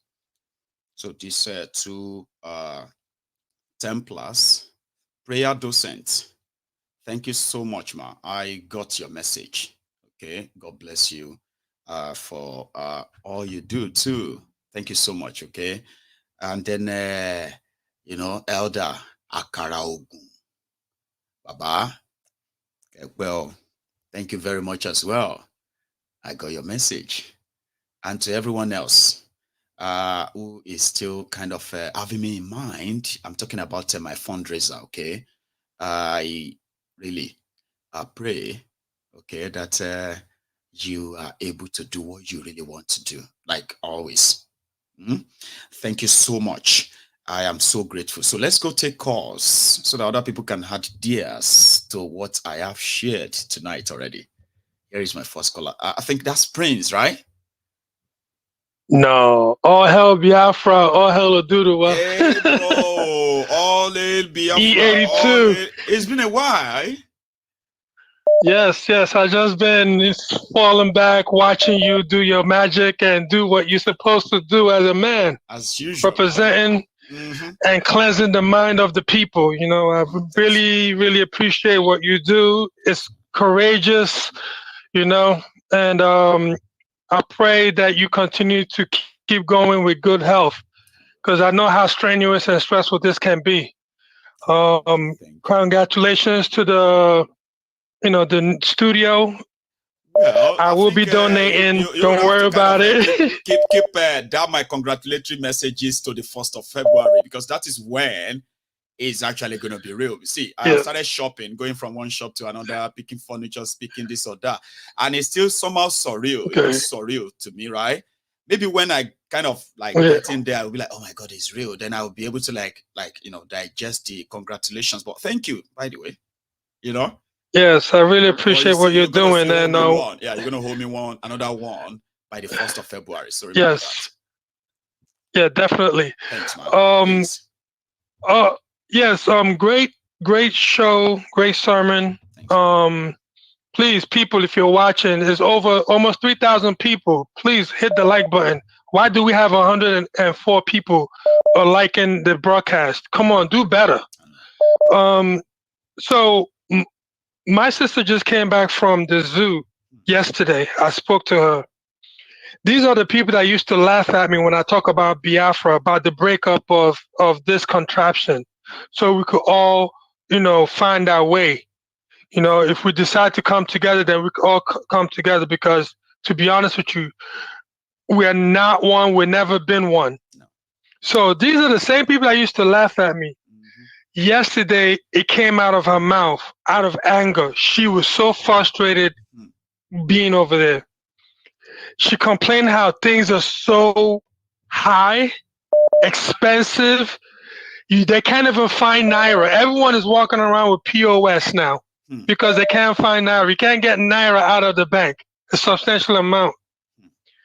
The hardship, people are suffering. She was crying. Like, literally, her voice was cracking on the phone yesterday. And I was in disbelief. And now she says she's definitely for the breakup of Nigeria. Yes, but I was telling this for a very long time. I share your videos. I share Simon Ekba's videos. I share everyone else's videos that actually are talking about the disintegration of Nigeria, because it's not healthy for anybody. No. We're all here. We're having high potential because we're thinking about what is the next news that we're going to hear that's going to happen. Then you have some people in the government that's zoological, that's trying to do the right thing. They get killed. So it's so corrupt and diseased to the point that there's no way of fixing it. There's no way but to break it up. But I just like to thank you. I don't want to hold on. I've been on for too long, but just thank you. Thanks, man. Yeah. All right, please hit the like button, people, please. Glad to hear from you. Cheers. So, thanks a lot, Baba. Okay, yeah. So that's the brother there. All hail Biafra, all hail Oduduwa. It is his own anthem, and I love it. Doctor, I think I kind of saw Dr. Agbede earlier, but somehow I think I've also lost him. Now the line is still open. Okay, if you are for some reason bumping into this video by random search, recommendation on YouTube and all that, It's quite an interesting place. You just need to see the community of the people on that YouTube. They are in a different world. I wish I am actually like there with you in the comments, and we are all watching somebody. They told me that it's actually a different world on YouTube comments. Like, go on there and see them. They even know themselves so much than I do know my own, like more than I know them. But here is oh no, I just lost another caller. Can you hear me? All right. Something might be wrong again with our line, where people get connected and then at the same time they got disconnected. So if you are trying, I would advise you to keep trying. Okay. But I'll take this. Hello there. Baba. How are you? Good evening, sir. Good evening. Oh. I'm calling from Lagos. Sorry, who is this calling from Lagos? I think I want to. My name is Anthony. I'm calling from Lagos. Oh, Anthony. This must be our first time talking. Yes. I still do have this my welcome gong for the first time caller. So Anthony from Lagos. Yes, sir. Baba, how are you? Fine, sir. Mangu. Yeah, Baba. You remember that oil that they were looking for in the north with a torchlight? I remember. Oh. Where is the oil now? Baba, that remained another scam mystery of God. It's another. No, Nigeria is like there is no oil there, but anyway, they made themselves believe that there is oil. Another said that there is oil. I was like, okay, then where is the oil? Just the same way you asked. The whole thing was an arrangement. It was a borehole that it's like they dug a borehole and they went to carry crude oil from the south and pour it, and they said that they found the oil well in the north. Can you imagine? The same oil that they said that the south should be drinking, they have said they found the oil in the north. So what happened to it? And then the chief negotiator said that the one that always negotiate with the bandits and said that prosperity has come to the north. I remember. So it means that all the years there was no prosperity in the north. Now prosperity has come. Over a year now, there's no exploration anymore in the north. So, Baba, as we are living in Nigeria like this, we are just like, if you wake up in the morning, you say, God, I've woke up again. Oh, thank you. That is what, even here in Lagos, they are kidnapping everywhere, kidnapping in Bagada Express Road, kidnapping everywhere in Lagos. Road, though, Baba. Like I've heard of 2 cases, 2 confirmed cases. They are kidnapping everywhere. No one chance. If you enter Vienna, they kidnap you. One chance, boss. So this is like kidnapping, proper kidnapping. This one is a proper kidnapping. You see police like four or five policemen come to adopt you, carry you from your car, and be driving you all over Lagos, be negotiating with you, open your bank app and everywhere. Real police, and when you report this issue, it is either they deny it's not their men, or they will investigate. Who will investigate? Investigating who? So let me allow other people to talk. We are just living by the grace of God in Nigeria. But anyway, and it's coming to. I pray the grace will continue to last. Okay? Because it's not going to last again. It's not. It has busted. It has busted. They have patched Nigeria like it's like a football when we were in the village in the olden days. Yeah. You have this rubber ball. Yeah. When it punctures, you go and put a knife in the fire. You patch that place, another place. That is how Nigeria is now. So you can't patch it anymore. God damn it, man. Well, I'll still wish you all the best, Anthony. Baba, thank you so much for joining me tonight. I really do appreciate it. Okay. You have a good one. Thank you, sir. Yes, that's Anthony from Lagos, and that must be a different Lagos, because the Lagos that Tinubu built, the man that single-handedly stopped the Atlantic Ocean, and the place they call the kidnap people. Like, okay, hello there, hello, okay. here is the issue.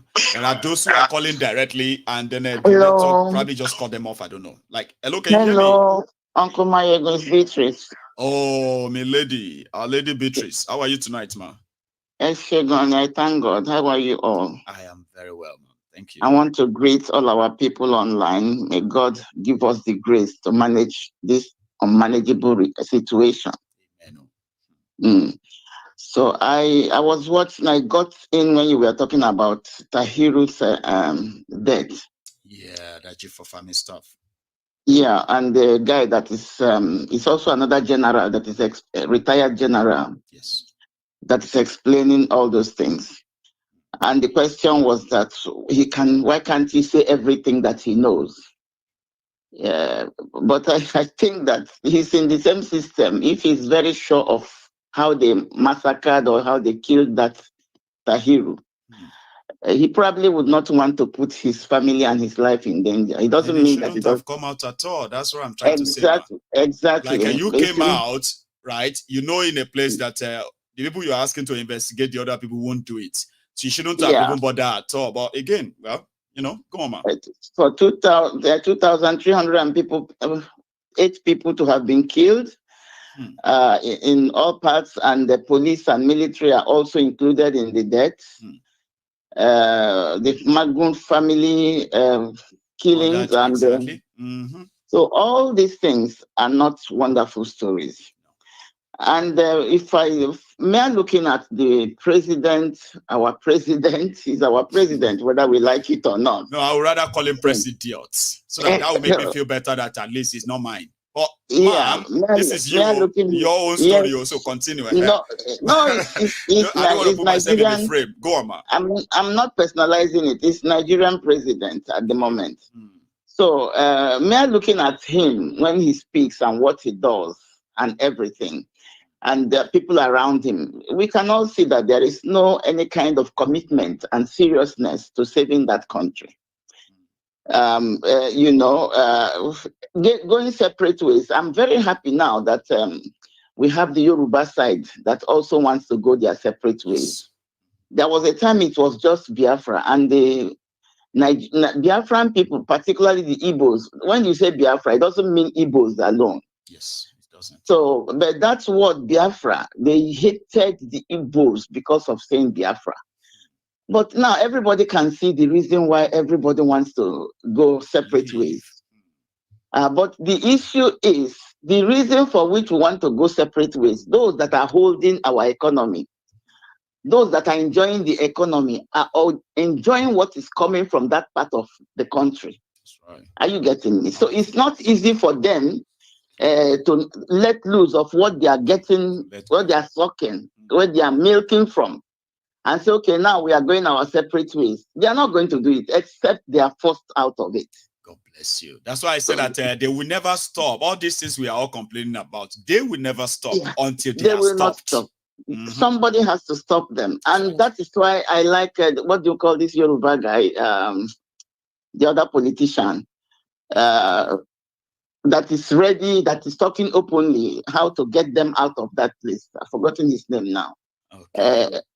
So anybody, it's not because everybody now hates the Igbos because they think that it is the Igbos that want Nigeria to be separated. It is not so, because the Igbos we've known years and years ago that Nigeria does not benefit everybody.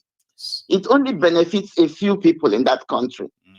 So, but we are hated because of it. I am an Igbo myself, but I was born and bred in Yoruba land. So, and I become Yoruba as well because that's where I was born. If we can claim British citizen, German citizen, where is country far away from us? If Yoruba land was a nation of its own, right, you probably would be a Yoruba right now, a Yoruba Igbo, or you know what I mean? Because if you are born in Yoruba land, naturalization by birth, you will get a citizen of Yoruba land. Exactly. So what I'm thinking for now, how to deal with this, what do you call these kidnappers and the whatever. There was a time we had what you call Barbie show in Nigeria. And those that we are doing that Barbie show for, we are those who were petty armed robbers. They will line them up on the beach. on that wood and massacre all of them. It reduced crime in Lagos that time. I don't know about other states of our country. So this type of crime, even people in government, are, they are not big. They are not too big not to be put on the wood and massacred. The way they massacred all the former armed robbers that we are making life impossible for Nigerians in the past. I don't know whether you remember. I do. Anini and the rest of Anini and those. Lucy. Yes. Rambo. I mean, sorry, not Rambo. Exactly. Yeah. There was this armed robber that called his mother closer before they shot him. Because the mother was gaining from his robbery. He said the mother did not caution him. So he chopped off the mother's ear from that space. He chopped off his mother's ear before they now pushed the mother away and shot him. So these people that are destroying our economy, they've done worse than those criminals they shot at the Barbie show. Why can't the Barbie show be reintroduced? All these criminals in government, we begin to see that they are shot one by one. It will only take one person. And, well, I think that's why everybody is trying to wait for one person that will come and do something like that. Like the Ghana Jerry Rollins, too. Exactly. I have talked about that in the past on your show. Did you watch the opening of the book of Buhari? All of them were there. Even Gowon spoke. I was so surprised to see Gowon. He spoke. So even Gowon knew everything that we are doing, and he was in support of Buhari. We shouldn't see him talking in Buhari's book opening. We shouldn't see all these past presidents. People are still being killed, though. Exactly. If you didn't support the evil that we are doing, you shouldn't be there standing and talking and giving handshakes. So you can see in that hall, these are the hall filled with. I don't think I saw Obasanjo there. No, he wasn't. He wasn't there. Otherwise, all of them, including our Imilokon, was there. So if you wanted to do Babbage, what do you call that Ghana? Jerry Rollins show. That place would have been the best place to do it. I'm telling you the truth. Thank you very much. I am just. I know that sometimes my opinion hurts, but this is what I'm thinking. Because they are sincere. Your opinion are sincere. They are straight from the heart, right? And not everybody has to agree with you. Remember that. No. But this is getting too much. We have to have a solution. I do. I understand. Thank you so much, man. Let me go to the next question again, okay? It's good to hear from you again as well. You have a good one. Thank you. Yes, bye. So that's our lady there, Lady Beatrice. Now we can go on again. If you want to be part of it, all you have to do is just pick up your phone and dial the number on your screen, whether it is WhatsApp or direct. Just make sure that you add that. What do you call that? Prefix in it. Country code +44. You will be speaking to me directly. And hello. Good evening, my brother. Hello, ma. Abby. How are you? Good evening. I'm fine, thank you. Good evening. Báwo ni àgbékẹ́ àtàwọn ọmọ mi mo ṣọ́ wà dáadáa? Ọlọ́run á wà pẹ̀lú wọn, inshallah. I just want to contribute. It's regarding this army issue in Nigeria. The only thing I'm thinking about, and also you too, you will know about it. I think Buhari has already put all these Boko Haram, Fulani people inside our military in Nigeria. Well, that is an open secret, ma. They have reintegrated. They've already. I think these are the people that are killing those people in Jos. When you see army killing, they are the one that Buhari puts inside the army. To compromise the whole thing. To compromise the whole thing, exactly. I think that is what happened. Because I don't think our army will be doing all this or be killing people like that. I don't believe it at all. It's only those, because if you remember last year, within the 8 years with this Boko, I don't know how to call that useless man. Very daft with empty brain. No, I don't want to call his name. I'm just saying about me. Yeah, Boko Haram, yeah. With empty brain, This this man has already involved all these Fulanis and Boko Haram, all of them. They have already joined our army. So they are the one killing all these Jaws, Nigeria. Wherever you see, dirty, If you wherever you see army killing, wherever you see army killing, they are the one. If you see the havoc that these people have wreaked in places I like know. Ebonyi, Imo, I know, I heard about it. Anambra. If you know what they are doing to ordinary people, it's like people in their villages who probably don't even know who is the president of Nigeria, and they don't care. All those communities, they don't. And they just see soldiers. They just see soldiers shooting. It's very sad. It's very I saw a video where Nigerian army. You see all those, that gun, that kind of gun that is, is mounted on a truck. Probably you have seen them in the movies, right? I saw.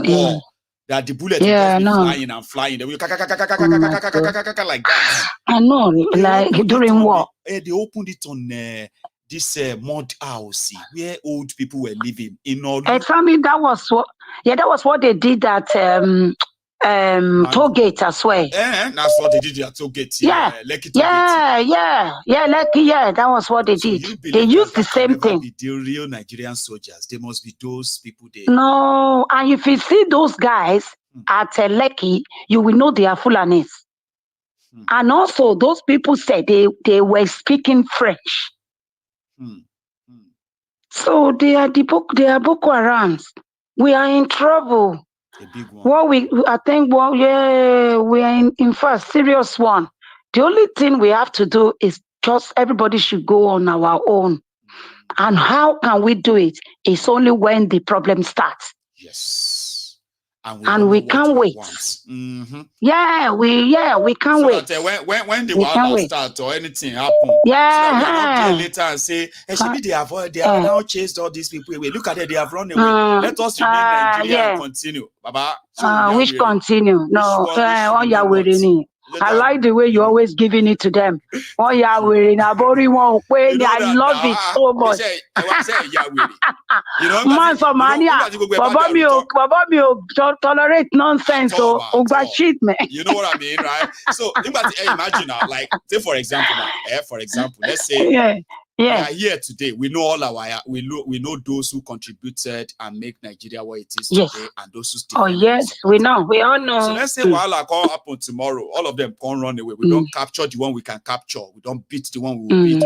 We have taken the properties of the one that we can take. Then we run. All the rest have run away. Now Nigeria is not like, okay, what's going to happen now? Yorubas, all your leaders have run away. Igbos, all the Igbo politicians, the one we don't run away. Don't die. Hausa Fulani, Northerners, all your leaders don't enter Niger. Yes, Sudan, Bush, everybody, let us now that they have run away, let us all come together and be one Nigeria. Come together and unite, For where? Come to get this point. Jerry. You better stay your day, May we do our day. Thank God we have done this. Everybody don't, and that time they will know that we are in abroad, we are not fumble for nothing. We are ready. Yes. Oh my God, we are ready. We need the mindset. As soon as they start, we cross over.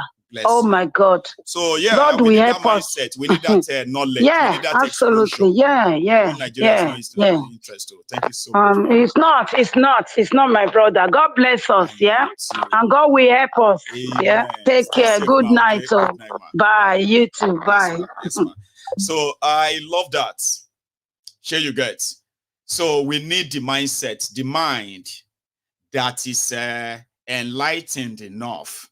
And like people said, if you want to really liberate Nigeria, you would have to organize 2 revolutions in northern Nigeria. So if you have 1 revolution prepared in southern part of Nigeria, you will need 2 revolutions of huge magnitude in northern Nigeria. If you have 2 revolutions in southern Nigeria, you have 4 revolutions in northern Nigeria. So now we can't do everything. We can't do the mad case trouble here and there. All these criminals can't run away. The people who are now left, they are now calling for let's do unity. One night. Cheers, which one night? If we sit together now, we want to discuss how Bashima Pingari Wani. So that when they say this must never happen again, we say yes, it will never happen again. Do you understand? And here, hello. Hello, Mangu. Doctor. Doctor, how are you? I am very well. How are you? I am very well. Oh, God bless. Mo wakwa, 100%. Did you see blinking? You will have to report blinking too. Don't worry because of blinking is EFCC Oga. Now you said Tinubu should report himself to EFCC. Now the EFCC Oga is in Nigeria blinking. Who are we going to report? No, not EFCC. No, it's a FBI, not a EFCC. You are used to Nigerian. FBI, you are used to Nigerian. Blinking is Oga FBI. Wait. Because we are in a political system, and right now, Joe Biden is struggling, at the poll because with a matchup. Yes, correct. And with a matter with Donald Trump, as of today, Donald Trump we win. 45, as of today, I saw their poll. Exactly. Oh, God bless you. You are very, very intelligent. God bless you. So that's by the way. So that's by the way. Let me quickly now. Let me say, okay, happy Wednesday to you and also to all members of the Temple of Truth family. Happy Wednesday to you, sir. Go on. Please. Right now, there's a commotion I've started inside the untouchable mafia inner circle group. Yeah. Yes, correct. The blind nation, the idiotic animal, fool's nation for Nigeria.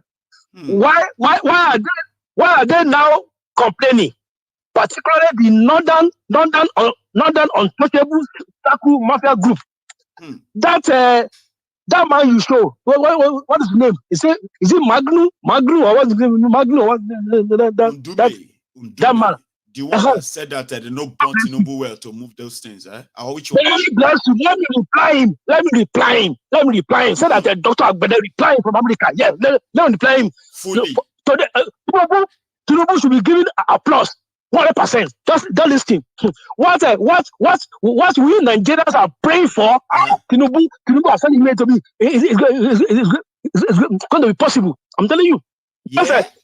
They are forgetting so soon that if it was because of Muhammadu Buhari, which is very faithfulness in their untouchable mafia sabu group, they wanted to move past Bola Ahmed Tinubu, the actual person that in their untouchable mafia inner circle selection of a presidency, the next person in line for the seat, which is the Bola Ahmed Tinubu then.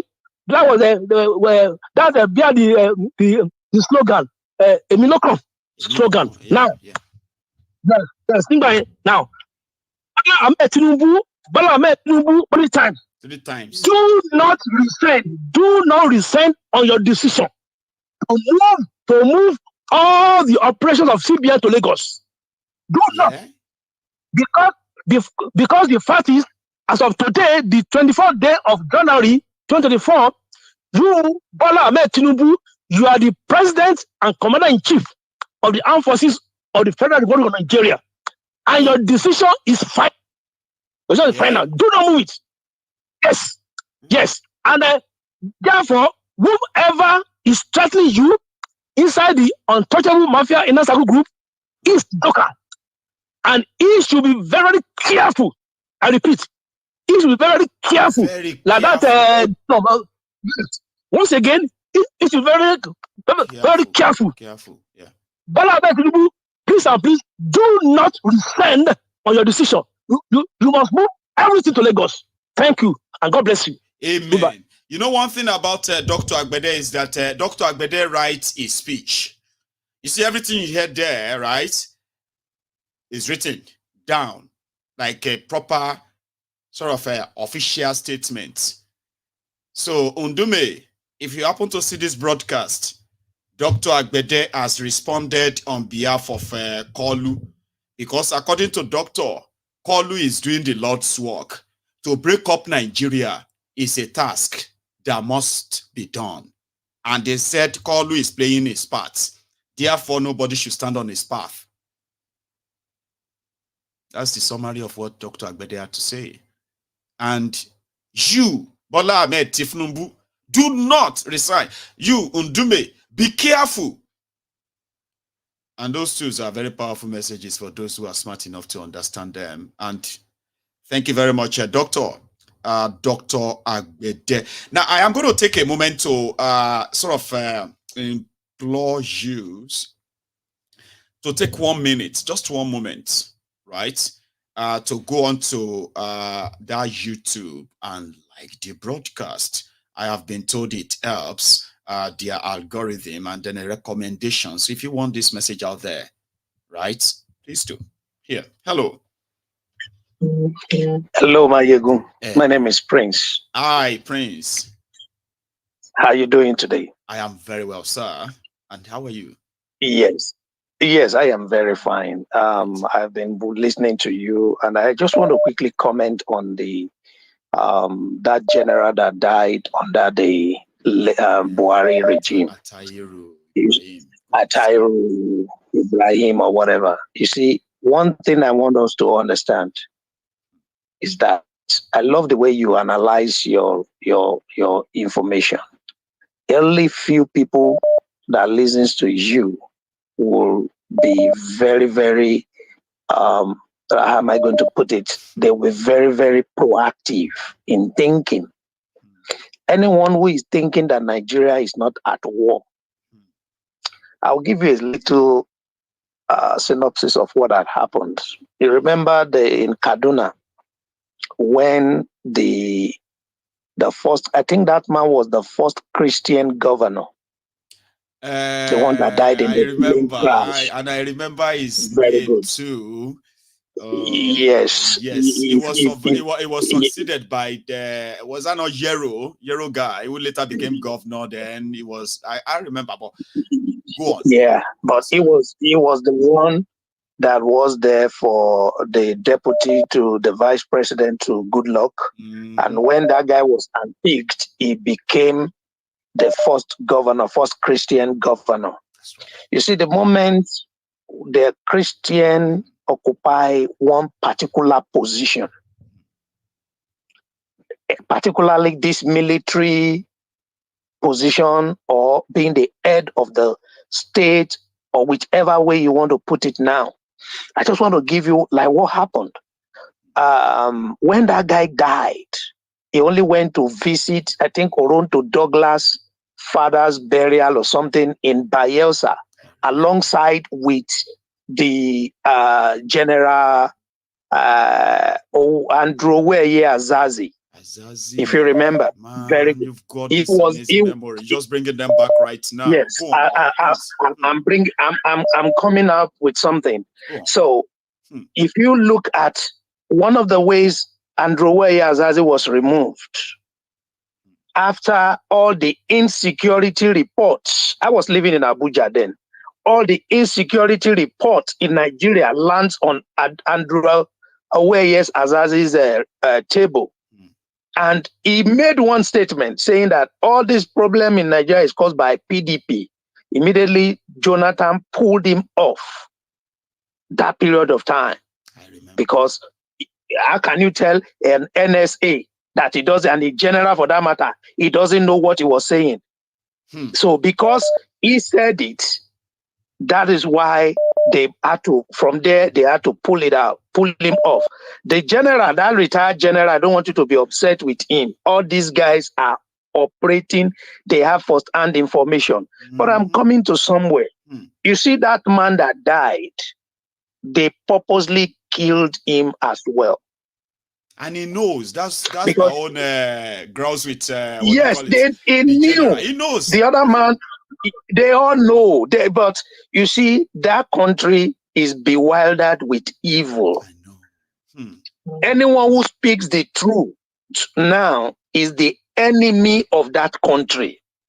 And in most cases, but when Prince, you sorry to cut you yes, there, right, Prince? In most cases, even when you try to put in everything, and they ended up having to kill you, the rest of the country will move on like you never really passed the surface of this earth before. That is where I am now having the problem.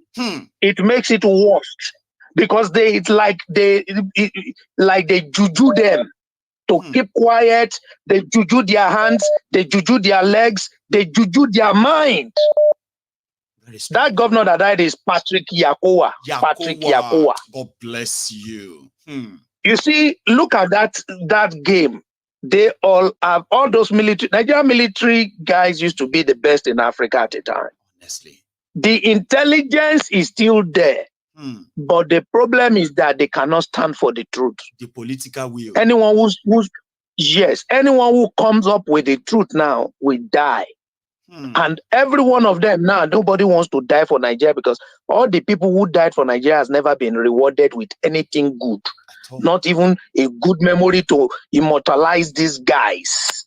But that is that. You see, the one thing, the day the military take this thing, and you can take this to the bank, any day the military supports the revolutionary cause in Nigeria, we will succeed.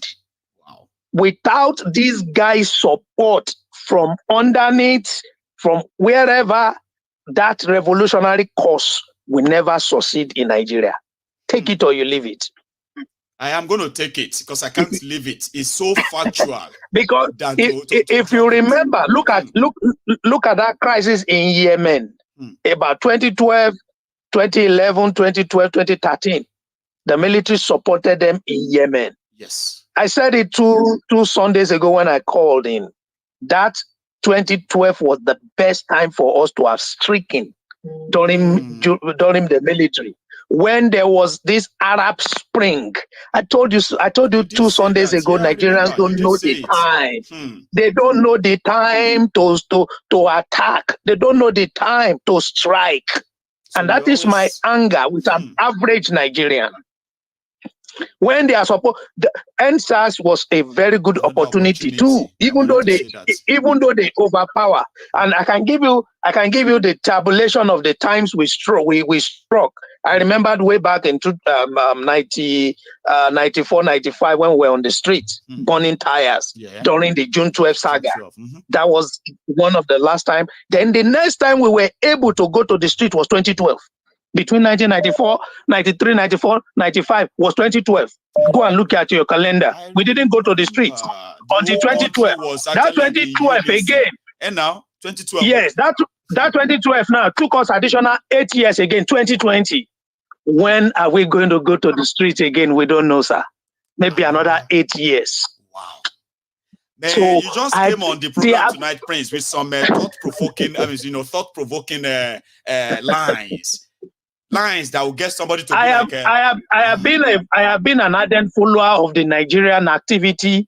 I rarely comment, but I have stood, sat, walked, moved, and thought of it. Take note of this thing tonight. It may take us another 8 years or 10 years before we move to the streets if we are not careful. Wow. Well, we are 94, 2012, and 2020. Another 3 or 4 years now is passing by, right? We couldn't go to the streets. Now they are now striking, killing. This killing is to silence and shut up an average agitating Nigerian on the inside. So for the next 8 years plus, we might not agitate if we are not careful. What about if I give you this good news then? Using your theory, sir. Yeah. From 2012. Before 2012, I think we had the Oshiomhole time under Obasanjo, somewhere around there, 2006, 2005, 2007, right? Oshiomhole, which was kind of not as strong as that of 1994, June 12 saga. So 1994, 2012, right? That's a stretch. Yeah. Right. But the shortest afterward, right, is that of 2020, 8 years. Yes. So if I follow your theory, We are already 4 years after that last of 2020. I am going to say maybe another 1 year or two, because we're already 4 in already, right? Because it's like the years, right, keeps getting shorter and shorter somehow. Yes. So I'm using your theory here. So that would be a good news on my side. Yes. Yes, it's a long time. Now it will. So honestly, it's just for us to, you see, let me tell you something. Yes, I drew this analysis from the Bible. And it's just like when God was telling Moses, Abraham. He said, your people will be in a servitude for 400 years. And when it was 390, Moses was already fighting, agitating for the liberation of those people. But the people could not recognize him. Even when he came, they said, no, don't come. You killed, this is the way you killed the Egyptian the other day. It took them extra 30 years. They were about 10 years to liberation, which was supposed to be around 400 years. But it now lasted 430 years. Nigerians should start waking up. I have started a campaign about 3 years ago on mind renewal. Any of my platform, people know I talk about mind renewal. I tell them, I'm not a public figure, but wherever I comment, mind renewal. And this is what we need. Until all our minds is renewed, Mayegu in Nigeria. Yes, sir. Even I told us, we in diaspora are going to go back home and liberate that country.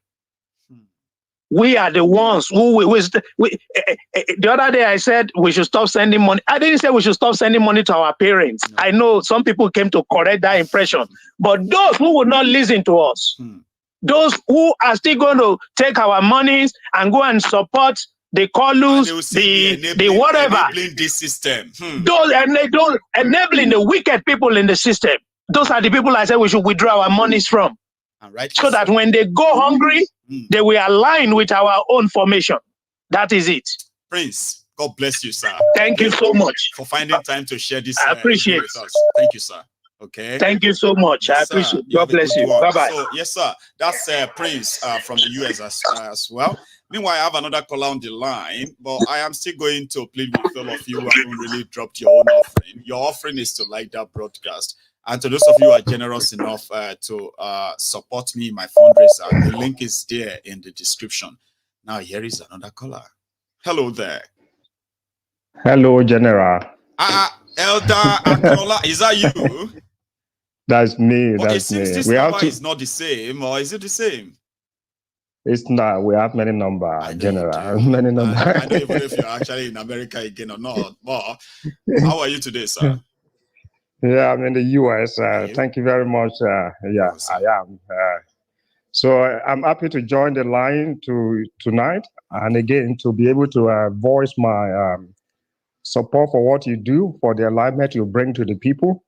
Thank you, sir. And what I would like to advise our people is not to expect that revolution is something that is easy to achieve. We cannot be timing it. We just have to be ready for the perfect opportunity. Nobody is going to come and tell you it's going to be happening in the next 2 years, 1 year. You just have to be ready and be alert with everything that is happening around us. Frame of mind, right information, education. God bless you. Go on, sir. Be ready anytime the opportunity is going to show. And continue to get the information out, even though some of the people we respect so much are saying that people on social media are bandits. I know. Keep getting the information out of what is happening, how they are kidnapping people around your area. Until a time when, the last caller was talking about military. I can relate to what happened in 1983. I have an uncle who was very involved in politics at that time. So he was talking with this man, the man from Akuri called Obayewa, and used to work with UPN. In fact, this guy with my uncle followed Awolowo to his bedroom. He was the one that introduced my uncle to Awolowo, that meet my brother here from Akuri. So, but due to what he was going to eat, he quickly switched over to MPN And my uncle asked, why are you doing all these things? He said, don't worry, we will do it. And if people complain, we will send police into the street and nothing will happen. So my uncle left and left to London. So when the people started the riot in Ondo State, they sent the mobile police. Ajashina won the election. They have rigged it for Momboriowo. It got to a time when the people overwhelmed the military. The mobile police could not stop the anger of the people. They were, Agbayewam said this same man was born alive in Akure with all his house, and several of them like that colluded with the government. Yeah, with the government to subdue the will of the people. So the concept that people should just wait when military decide to join them, when the military have been colluding with the politician, you know how many people were sharing billion during fighting Boko Haram among the military? Starting from Jonathan's time, billions of Jonathan's dollars. time, Straight billions. to Buhari's time, billions of dollars gone, and thousands of lives too. So it's not the military that will lead it. We're going to lead it. When the military know they don't have option, they will join us. So we're not waiting for the military. People, when we come together as one, we are stronger than any military. There's one man called Legacy, who was a former OAU president. He said once the consequenceless power meet with consequence power, the consequenceless one, the consequenceless powerful meet with consequence powerless power. The latter will always prevail. We have the reason. Understand which one is going to go. I get that. Yeah. So we should be prepared. We have the reason why we have to. And consequenceless. Yeah. One is powerful. One is powerless. But the one that has powerless has the reason why they are fighting. The one that is powerful has no reason. So when they meet, the one that is powerless but has the consequence of the reason why they are fighting will always prevail. And people may look like they don't have power right now, but they need to continue to organize. We should ask ourselves, why did they have to intervene with Igbo? Igbo was not disrupting the society, it was just organizing legal rally. They knew that when we all come together, they would not be able to stop us. So this is why they had to intervene, went to his house, demolish his stuff to discourage the people from gathering. Because when they know that when you all guys come together, they will never be able to stop you. So, and my encouragement to everybody listening tonight, let us put the past division. You all know that I support Omoyele Sowore and the obedient people too. Let's put the past division behind us. Let's come together. Let's join hands and face these people. Let's begin to look into the areas of common interests. And what is the area of common interest? Areas where, interests like, good governance, safe country, human rights, and all of that stuff. These are things that a lot of you have in common that you are looking for. Others just felt like they want those things. They don't want them in Nigeria. They want them in their own country. Others says, well, before you have your country, let's have it in Nigeria first by first chasing away these criminals. Then you can also have it in your country. So we all have something in common. We all want good lives that these guys have taken away from us. We can start from there. Common interest, sir? General, you've always mentioned something here. What we demand of them is a referendum for us to govern our life. To decide ourselves. They have denied us all to this present moment. They've got the military to write something that this is your life, or this is how we want to rule your life, in essence. And gave us from a white colonial master, they have given us to this black colonial master. They also said that we have no say in it. We have no say. Take it. And they're even worse than the white colonial people. So these people, because when they steal the money, they steal everything, and they even want to collect the one that is left in your hand and that to eat and steal everything. The white colonial people steal and they want to collect the one in the hand. You don't know that they are already borrowing. They are already borrowing the future earnings that they have not earned. You don't know that. The white people, they will still give you the crumb that fall from the master table. These people, they will hit the old one. They want to even kill you and join. So the reality is that the system we have today is not sustainable. Nigerian people know the best for them until we are given that chance to speak for ourselves, to speak how we're going to be governed. there is no way ahead. So the revolutionaries that are listening to me, don't be discouraged. Don't say you don't have power.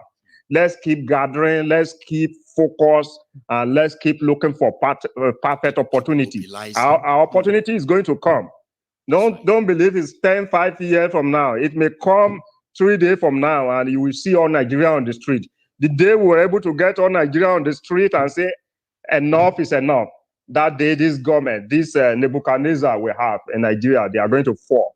They will all run away. They will all leave us there. This is that part of you I love. I hate the part of you that always wanted to give people boost because of what they say about Shore. It doesn't really look good, but I kind of love this one. I love this part of you. So go on. Thank you very much, General. Yes, I appreciate the opportunity. Let me give the time to other people. Don't be discouraged. Let's get this going. We will. Revolution now. Now. Thanks. Thank you, sir. You have a good one, okay? Yeah. That's Elder Akinola, ladies and gentlemen, right? Usually he is somebody who kind of speak his mind anyway, but somehow he's also somebody who is also very sensitive, not insensitive people who just don't give a damn like that. So, but at the same time, I love that part of him. That's the part of him I kind of fell in love with. When we started taking calls on Mayegun's Diary Political, and he's also a regular, an ardent supporter of Omoyele Shore. You can never fault Shore, where these people are. And I kind of, I love that. That's real. That's real loyalty, real, and then, the real support, something that, money can't really buy as it is. So I'm going to take my last call tonight, okay? Or should I say, maybe not last call. So let's take this first. Maybe I can still take 2 more. Hello there. Bye. Hello. Take my last call tonight. Do you mind muting the video or the broadcast, if that's okay? Yeah. Thank you. Okay. So, Mangu, I really appreciate thank you, Baba. Your advocate for the problem over there in Nigeria. The problem in Nigeria that we are the citizens are not yet hungry.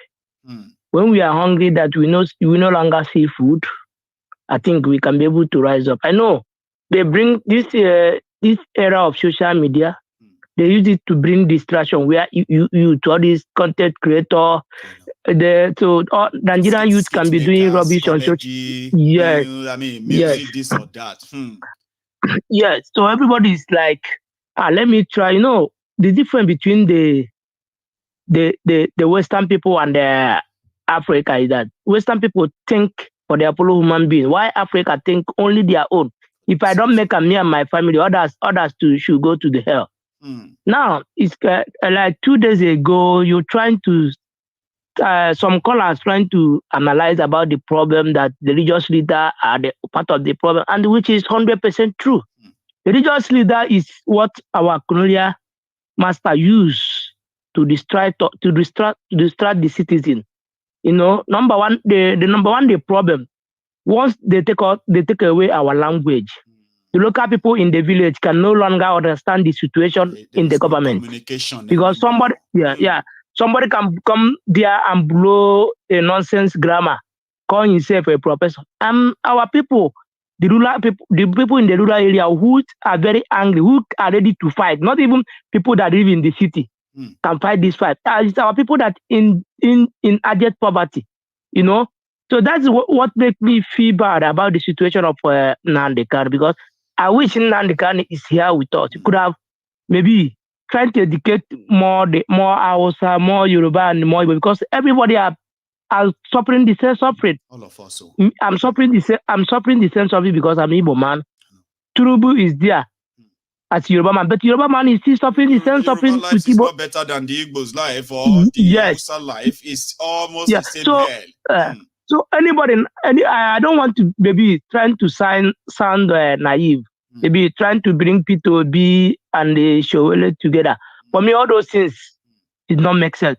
The only solution is for us to rise up and fight that fight. Everybody should go their separate way. That's all. I'm trying to give people this example. People that trying to talk about one Nigeria. You are in Scotland, right? Yes, I am. Can you bring a Scottish man with a Polish man to put them in one country? It's I think impossible. it can't work. No, it's impossible. It can't work. No. Yes, Yeah, but we can have a body as they have European Union. Yes. We can have a body that hold everybody together in a political, for geographic system. Continental interest, political interest, yes, whatever it but is. But you need to control your people with your language. But see how smart the Western country is. If you come to Europe, they have more than 30 or 40 countries with their dialect, they speak the same language, they understand themselves. But if you come to Africa, you bring Hausa man, you bring Igbo man, you bring the Yoruba man, bring them together, it can't work out. I don't want to talk about Fulani because they're nothing like Fulani in 70s in Nigeria. The Fulani just tried to come in now to bring their own tribe, because before we are talking about Hausa Fulani, no longer Hausa Fulani again. Now it's Fulani. You remember that time that and I think those people are among those people who created these problems, so Papa. Yeah. So maybe I'll tell you something, right? You remember that when we were growing up, they told us, even from schools, there are 3 major ethnic nationalities in Nigeria. There are 3 major languages in Nigeria: Hausa, Yoruba, Igbo, Wa, Zo, Bia. And guess what? That was wrong. And all of us just believe that if you are from northern Nigeria, you must be Hausa. If you are from the eastern Nigeria, you must be Igbo. If you are from the western Nigeria, you must be Yoruba. Not knowing that we have a country where you have over 250 ethnic nationalities with their identities, their languages. They were taken away from them. They said all of us all of them are northerners. All of them are, you know what I mean? That is, this Hausa people have this opportunity to liberate themselves. Well, suddenly we started hearing Hausa Fulani. We started hearing Fulani. We never used to hear it that way. Abi? Yes. When the ones you're conquered, you have conquered. I know the Middle Belt have made a lot of mistakes, which you all know that. They made because they used them to achieve that Hausa Fulani during the time of Civil War. They use the Middle Belt, like Benue State, Plateau State. They use them to accomplish that aim of Fulani people. But the fact remains, the religious leaders, Adebaya and Co, are not helping matters because they stay enjoying in this corrupt system. They're giving the Christians the fake hope that cannot be achieved, because when the country are moving forward, when everything in the country are stable, and nobody is ready to go to church and give you tithe. Because on Sunday, if Nigeria is stable like a Western, on Sunday I'm going to work to go and earn like $10 per hour. So I see no business going to church. So then see all those, they know if Nigeria are being that great, their business empire will collapse. You understand? Okay, look at what happened in America, Area 67, when Martin Luther King stood up and make sure that even though black are not that 100%, freedom in America, but Martin Luther King contributed a lot because he is a minister. But today, the minister in Nigeria, everybody is afraid to pay that price, because in the way of Christian, Jesus Christ paid a price according to the religion. He died for us to live. So these people our religious leaders need to die for us to live. And that's where the problem is. They don't want to. Yes, like if Tinubu have a Yoruba interest, for me, I know you don't have Yoruba interest, you could have used this opportunity. Our people are client and divide that country, and everybody will stand behind him. But their selfish interest, and nothing will happen. But their selfish interest cannot, because of their selfish interest always override the public interest. Yes, that's but the problem. Now the Fulani people are like, you use that opportunity, and he will be one of the greatest leader Yoruba have ever had, if he can. But they are very shapy.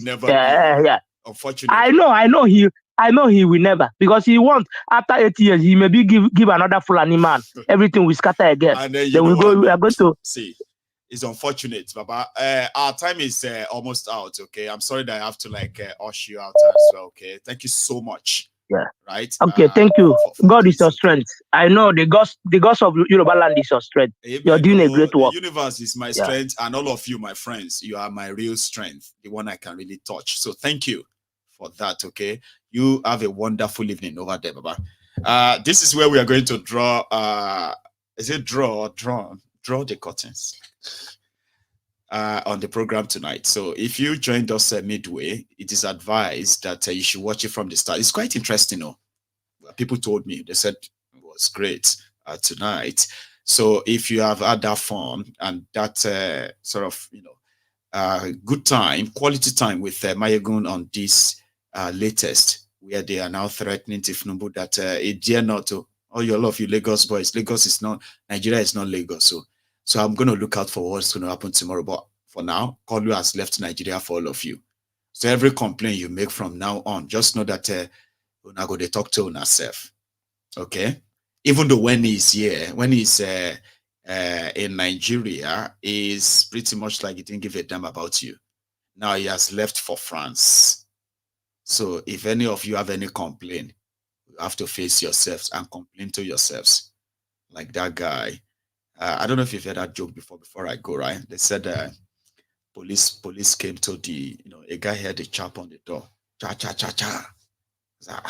What the hell? Who is that? Who is that? Say, police.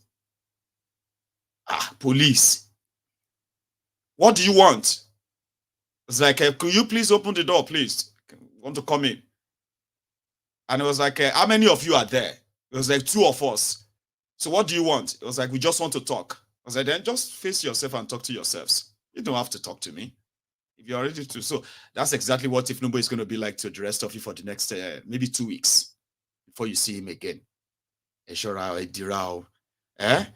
And I will be here again tomorrow. So thank you so much for your time, and we all have a good evening. Odaro.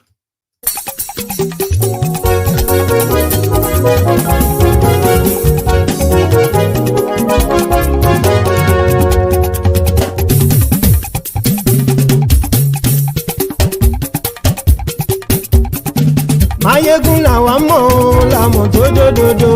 Mayegun dayari Mayebi number one. Mayegun làwa mọ̀ làmọ̀ tó dòdòdò. Mayegun dayari Mayebi number one.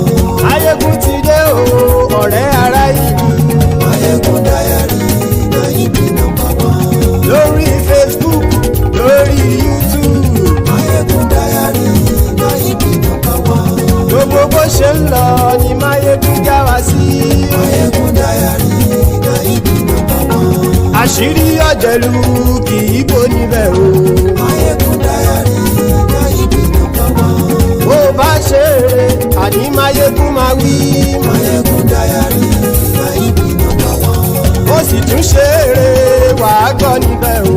Mayegun dayari Mayebi number one. Mayegun dayari political. Mayegun dayari Mayebi number one. Godfatherism kò sí lọ́rọ̀ Mayegun. Mayegun dayari Mayebi number one. Ẹ farabalẹ̀ sẹ́ o kẹgọ́rọ̀ lẹ́nu o. Mayegun dayari Mayebi number one. Àní Mayegun làwa mọ̀ tó dòdòdò. Mayegun dayari Mayebi number one.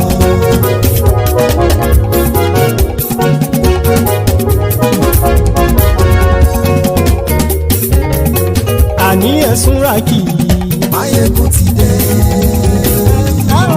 Mayegun ti dé. Ọ̀jẹ̀lú ẹ̀sùn ràkì.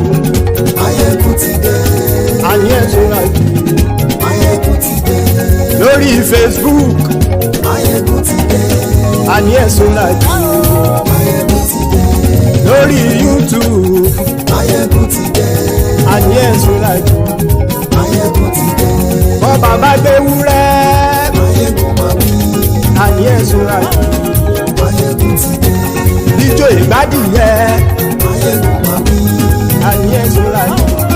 Mayegun ti dé. Bí Presidio bá rúfin o. Mayegun máa wí. Àní ẹ̀sùn ràkì. Mayegun ti dé. Bí gómìnà kówó jẹ. Mayegun máa wí.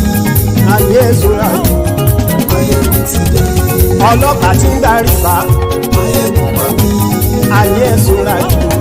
Mayegun ti dé. Aṣòfin tí ń rúfin o. Mayegun máa wí.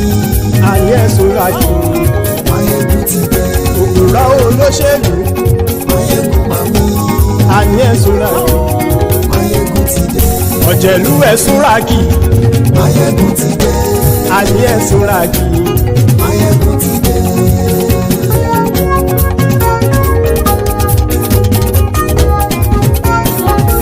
Máyégún ti dé. Gbogbo ọ̀jẹ̀lú ẹ̀sùnra kì. Máyégún ti dé. Gbogbo ọ̀jẹ̀lú ẹ̀sùnra kì. Ṣùgbọ́n ní bá ti ṣe èyí tó yẹ kí wọ́n ṣe, ọmọ bá dèrò ní fi wọ́n níran o. Máyégún ti dé. Gbogbo ọ̀jẹ̀lú ẹ̀sùnra kì. Máyégún ti dé. Gbogbo ọ̀jẹ̀lú ẹ̀sùnra kì. Ṣùgbọ́n ní bá ti ṣe èyí tó yẹ kí wọ́n ṣe, ọmọ bá dèrò ní fi wọ́n níran.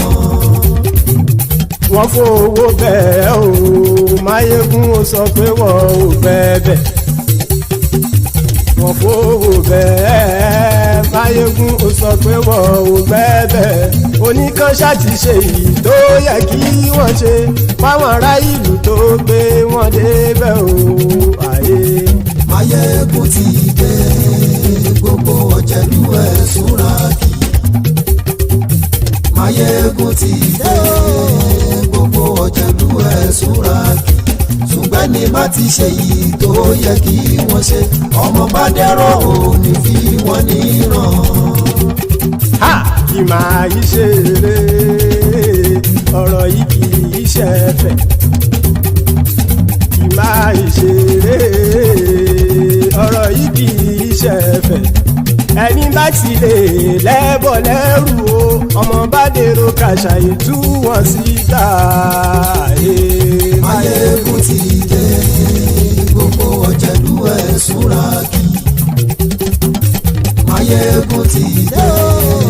Gbogbo ọ̀jẹ̀lú ẹ̀sùnra kì. Ṣùgbọ́n ní bá ti ṣe yìí tó yẹ kí wọ́n ṣe, ọmọ bá dẹ́rọ̀ ò ní fi wọ́n níran. Tẹnitẹni ọmọ Máyégún ọ̀rẹ́ ara ìlú mọ̀mọ́ ni mo fọlọ́run ṣọ́ ẹ̀ bá kìlẹ́bù. Lóòótọ́ olódodo ìlú ọ̀tá ìlú mọ̀mọ́ ni ìwọ ṣá máa ń ṣọ́ra kò sì mọ́ bẹ̀rù.